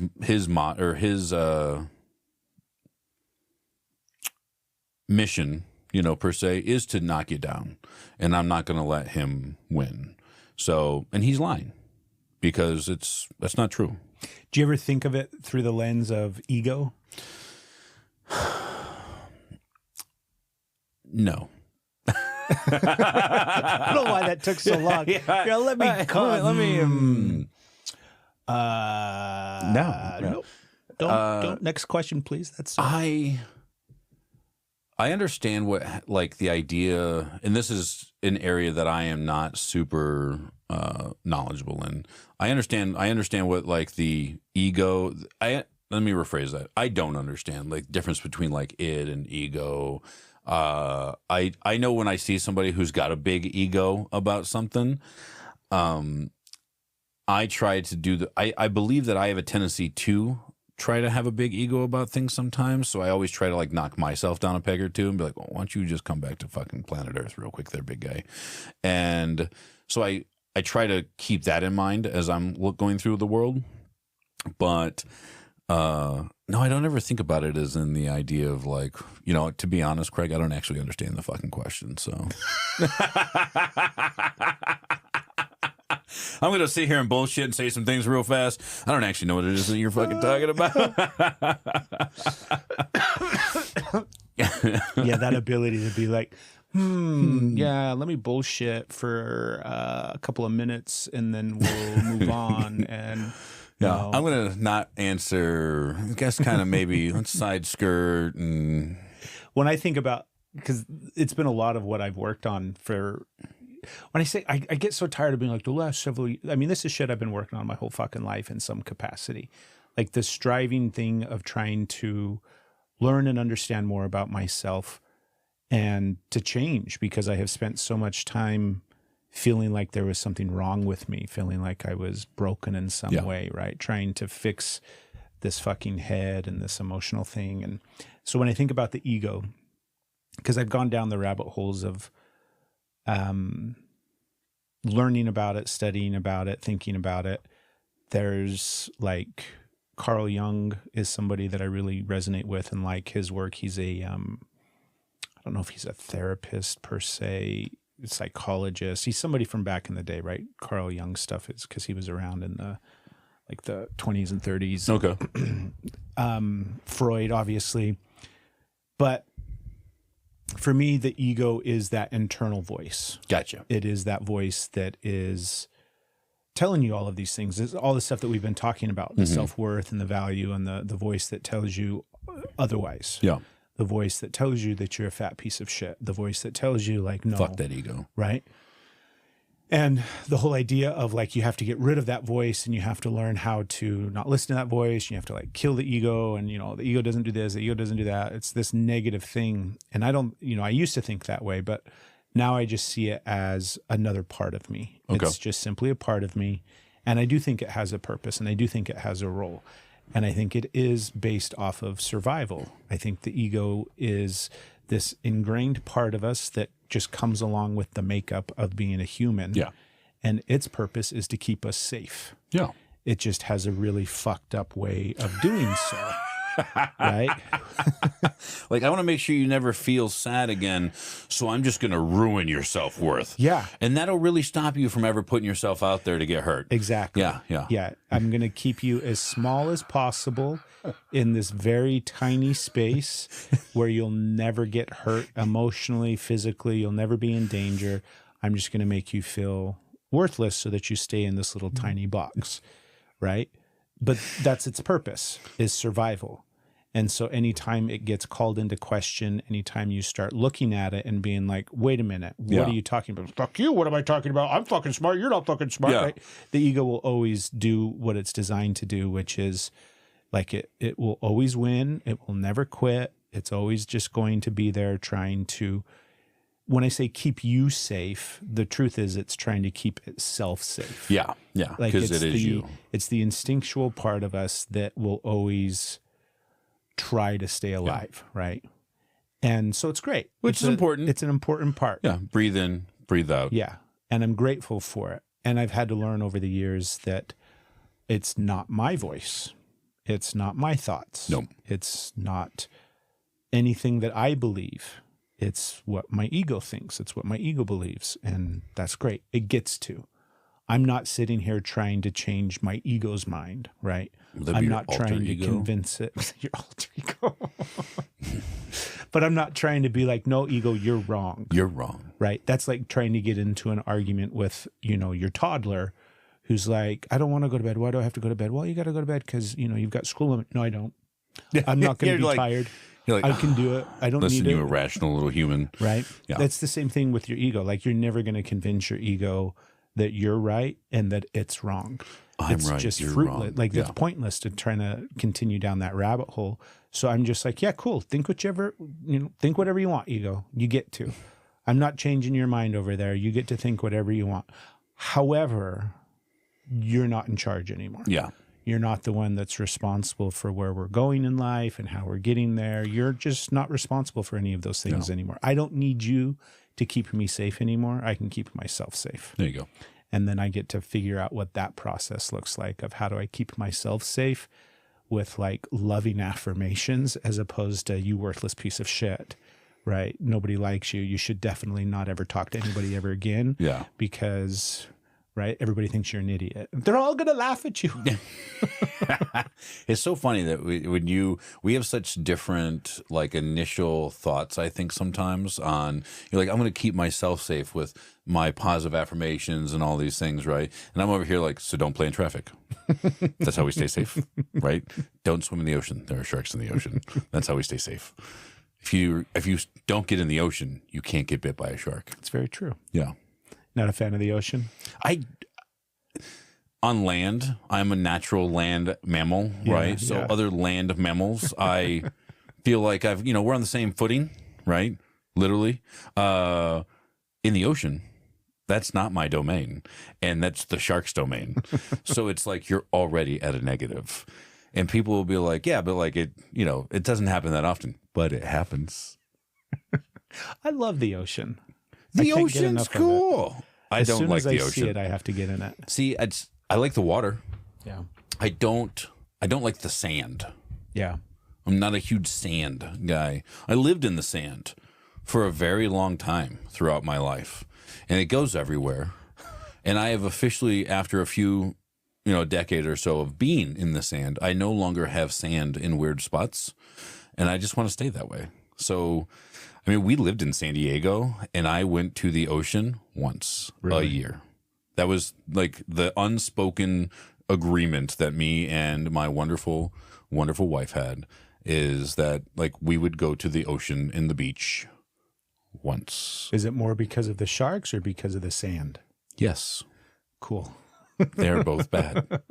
I don't like the sand and I don't like sharks. Yeah, I can't blame you. Jossum. Jossum. That was the street sharks.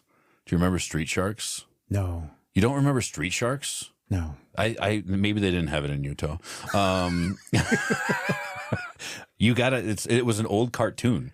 They were like, I don't remember. They were human, like shark mutants or something. They had giant shark heads and human bodybuilder bodies. Okay, I remember that. But they would say Jossum. Because they would take a bite out of crime or whatever. Was it a cartoon or something? It wasn't totally a cartoon. It came on like after Ninja Turtles. After Ninja Turtles. What were your favorite? Because there was like 2 periods of life for me that stood out. It was the Saturday morning cartoons, but then it was also like after school stuff. After school stuff, right? Because there were some cartoons on after school that were super good. So Spider-Man was my after school. The Amazing Spider-Man like animated series. Like I knew how to program the VCR because at some point the bus schedule changed or something, and I was like, "No, you ain't gonna make it." And I'm like, "Oh no!" So I like figured out how to program our VCR. So I recorded every episode. Well, not every episode, but every day I recorded the Spider-Man episode so I could come home and watch it. Saturday cartoons. I don't really remember that part too much. G.I. Joe. I like G.I. Joe.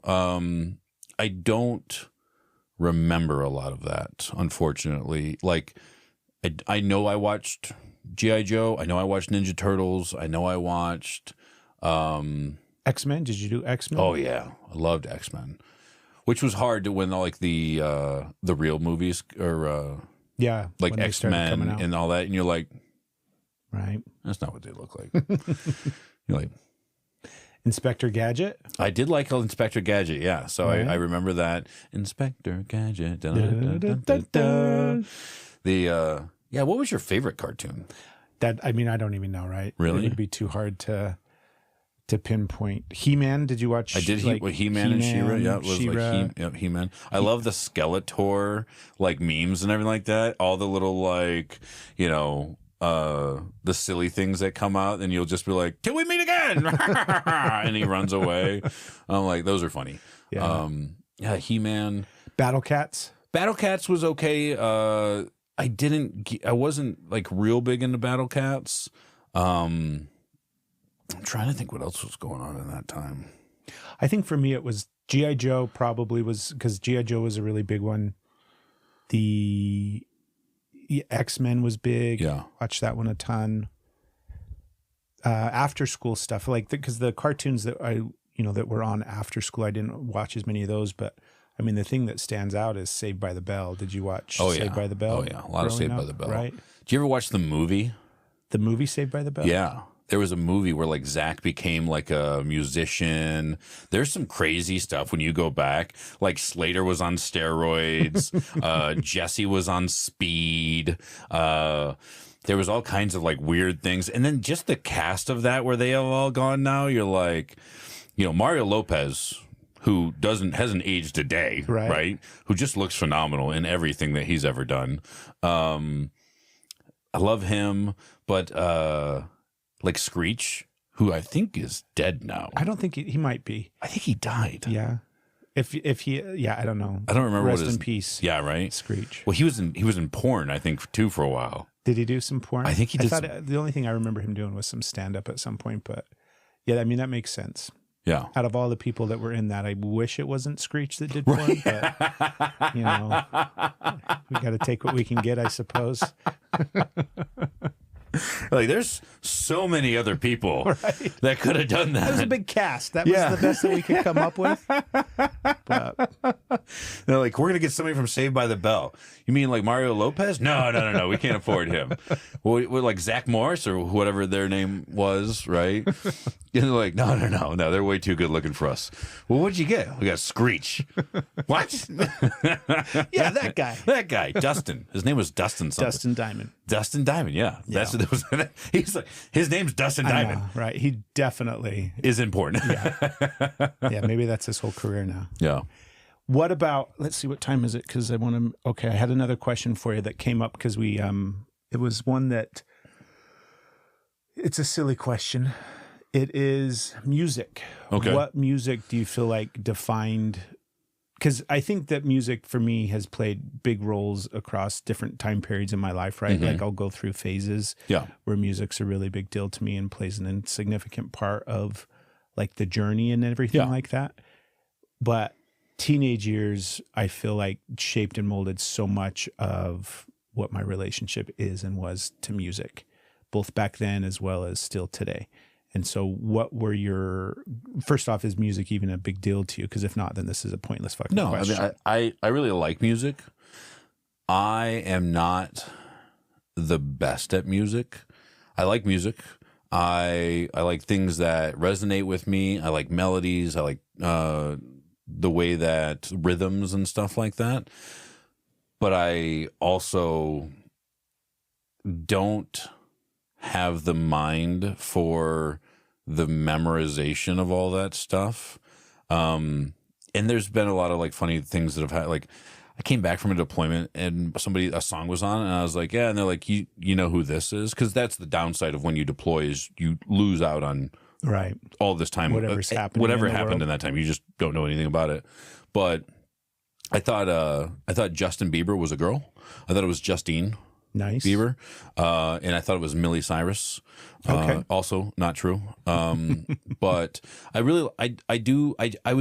tried to be into music when I was younger, like in those teenage years. Like I tried my rebellion stage and I went to some concerts. Like I did some Ozfest and some Warped Tours and like did those, but it didn't really like shape me a bunch. I think I tried to let it shape me and maybe it just didn't stick or something like that. And I went through a bunch of different, like I dated, like, did you ever go through a goth phase? I did a semi kind of, are you talking about like just goth style music or actual look? I'm talking about both. Okay. Hold on.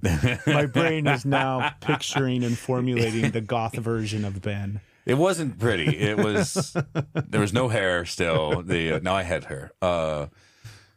No, I think, so like, my mom liked classic rock. So I grew up listening to, Bob Dylan, Rolling Stones.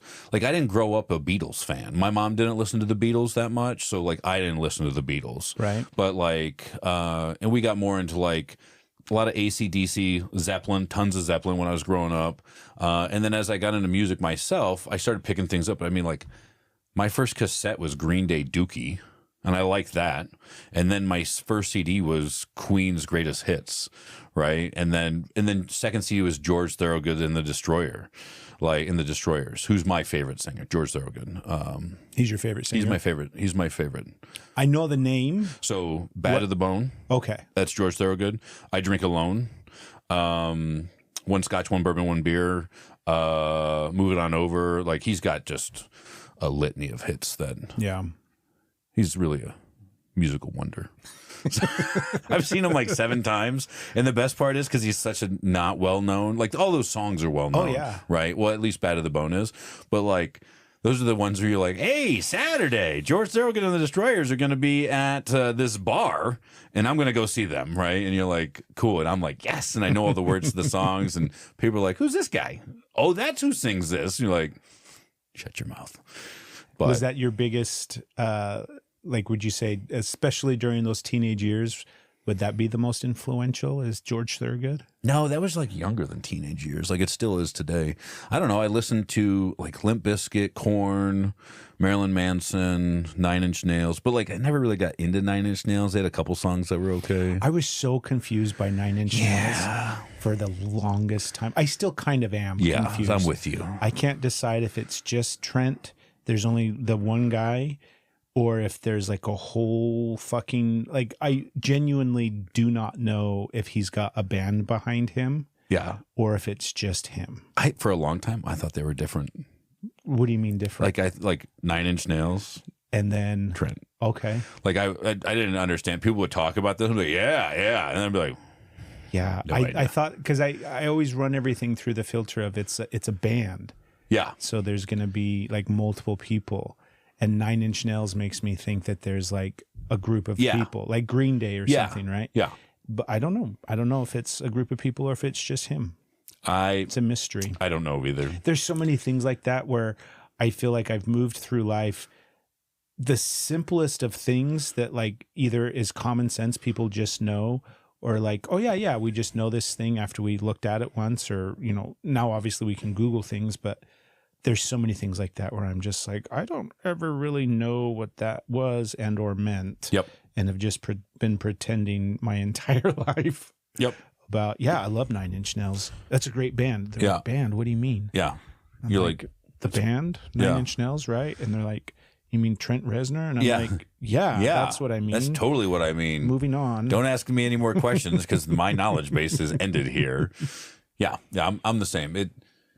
It's fun. I like music, right?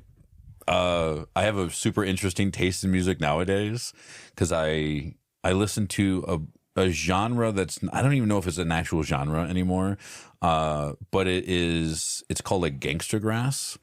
So it's a kind. Sorry. Gangster grass. So think bluegrass and rap with some country and like, so, okay. The best way to describe this is, you've seen the show Justified? Yes. So the entry scene to that is gangster grass. That's actually, I think, sang by a group called Gangster Grass, right? Like the song for Justified? Yeah. Okay. Is that kind of genre, right? Okay.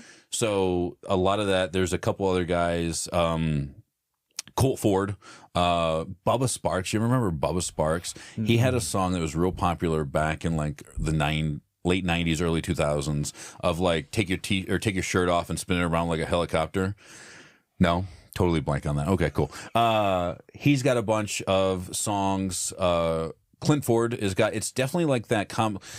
If you think like, if you've ever heard when like, here's the country singer that has a rap artist on, and so they've got the country melody with more that rhyme and fast pace, kind of like lyrics and stuff, things that hit a little harder, a little more like, think country with a real heavy bass and like the doom, doom, doom. That's probably not the best way to, more like a boom. Yeah.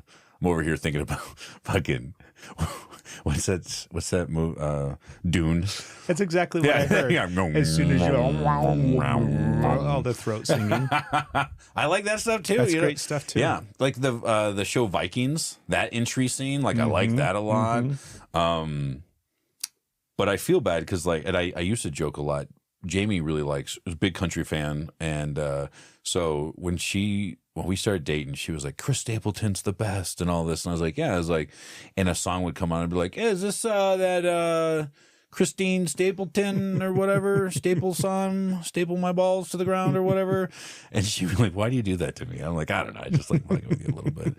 But, and then like we just went and saw Morgan Wallen. We talked about that last week. But so Morgan Wallen, that was cool, but I really feel like there's like, you're either somebody that is, you're either a music person or you're a movie person. I'm a movie person, right? So I'm not a music person. Yeah. And it's like the music people are like the albums, the lyrics, all of those different things. And I'm just like, I like music. I'm a really big fan of music. I love it a lot. It's like I said, it's played important roles throughout my life where, like I almost have theme songs for different time periods in my life and everything like that.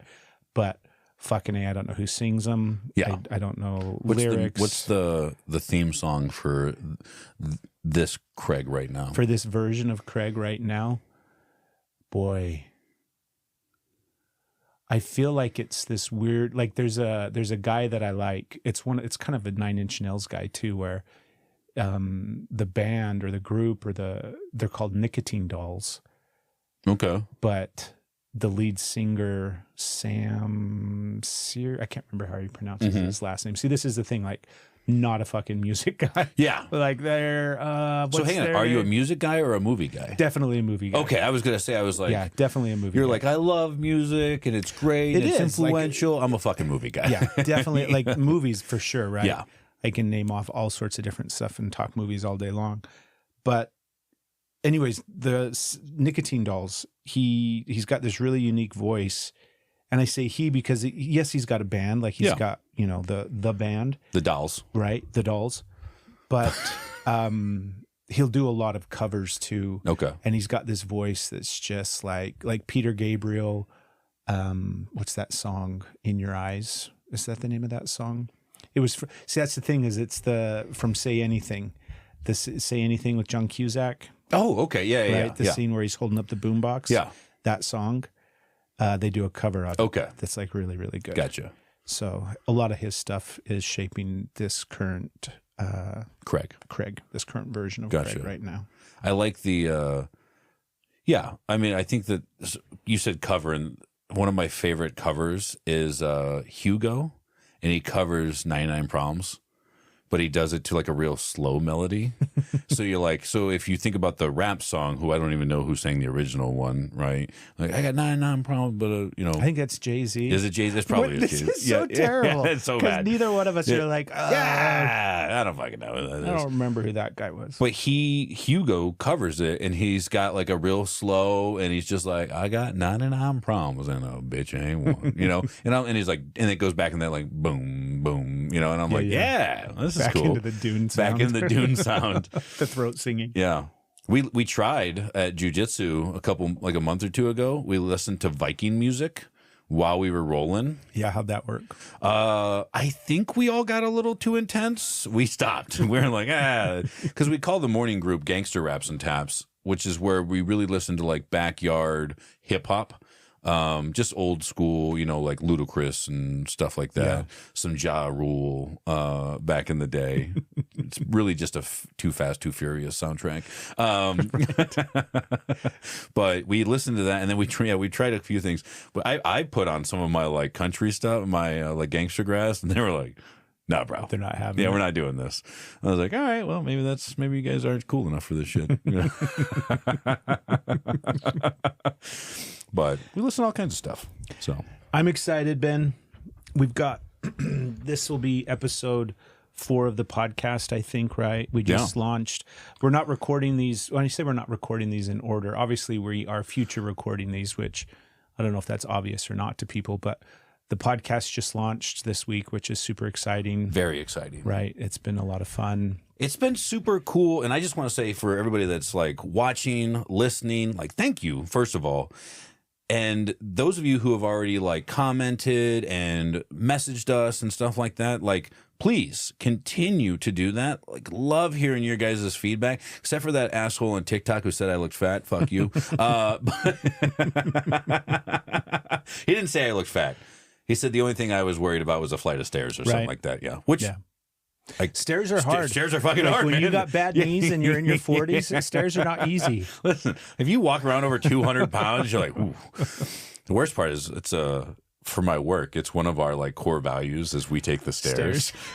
And we fuck with each other. If you're like at the airport, there's like 7 of us and we're all at the airport and you get on the escalator and then one of us will get on the stairs and be like, oh, we all take the stairs, huh? You're like, dude, shut up. Like, I'm not taking I'm sweaty right now. Leave me alone. I've been in an airplane for 5 hours. Leave me alone.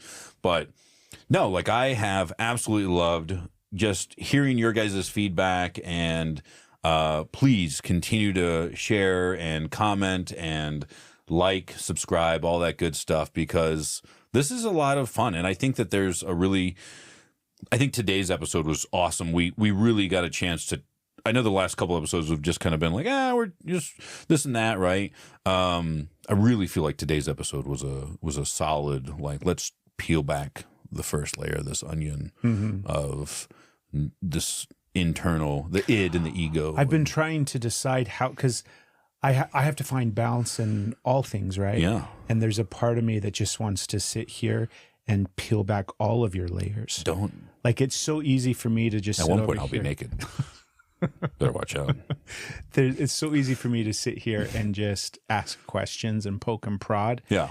And I have to recognize, like, first and foremost, like, it's hard to be in the opposite side, right? It's hard to be over there and having to answer all of those questions. Why do you keep asking so many vulnerable fucking questions, right? And it's also, I mean, the podcast gets to be a bunch of different things. It doesn't just have to be all of that stuff. But I like all of that stuff. That stuff's important to me. because that's how I've learned about myself and how I feel like I have grown and changed and evolved. And I think at the end of the day, right, we're going to see where this podcast goes and see what we can create and all these kind of different things. But for me, what is important with this podcast and with the stuff that we talk about and the things that we share is the idea that there's so much more to men. And I think sometimes men themselves don't realize that, where we get so stuck in roles and beliefs about ourselves, beliefs about men, stories that we've told, stories that society has told. Who we can be, men, who we can't be. All of it, right? Yeah. And what I really hope that we are able to do is just open up the space for people that are listening, if you're a man or if you identify as a man or whatever the case may be, to just allow yourself to ask these kind of questions about who you are and why you are the way that you are, and pushing past that. Why are you the way that you are? I'm curious. That's a really good question, you know. I think it's a fascinating thing to understand, and why we, not just why we are the way that we are, but why we think the way that we think and believe the things that we believe, and to always go into it a little bit deeper and a little bit deeper. Yeah. Because men have gotten when I say a bad rap, I mean, I think men have gotten a well-deserved rap. Yeah. Because truthfully, it's been... We fuck things up. Yeah. We do bad things. Yeah. There's a lot of work for men to do in the world. There's a lot of work for people to do in general, but there's a lot of stuff that men can do better. And you know what I really want to see? Go ahead. I really, at the end of the day, I want to see the averages of serial killers go more even. Right. Right. It would make me feel better, I think. If we could get those numbers up. Yeah. If 50% of serial killers were women and 50% were men, right? I say that and I'm instantly terrified, because a serial killer woman to me is way scarier than a serial killer man, which is just my initial thoughts on this. Stay tuned. Not let's get rid of serial killers. You're like, no, we just need to we gotta even out balance those. this out a little bit. You'd think with all the true crime stuff, and I mean, I feel like women listen to true crime podcasts way more than men, but who knows? I don't know what the numbers are. Maybe that's on that. we're about to enter that era. We're about to enter because they're all watching and listening to all the true crime stuff. They're smarter than we are already. So they're like, no, we're going to study before we become serial killers and murderers and stuff like that, right? That's all they're doing. I think we should do away with the serial killers. I think It's that probably should be better the goal. that way, yeah. Yeah, the goal should be to get rid of that, not to even that out. Like, we definitely need less serial killers across the board. Yeah, less murder, right? In general. In general is a better thing. I believe that to be true. Is that a stance we're making on the podcast? No, I don't. Brave-mendare stands for less murder across the board. Not no murder, less murder. No, who knows what the fuck this podcast is going to be about next week? We'll find out. We could do a true crime theory. I don't think we can. No, I don't think we can either. We could try. We could try, but I don't think it's going to happen.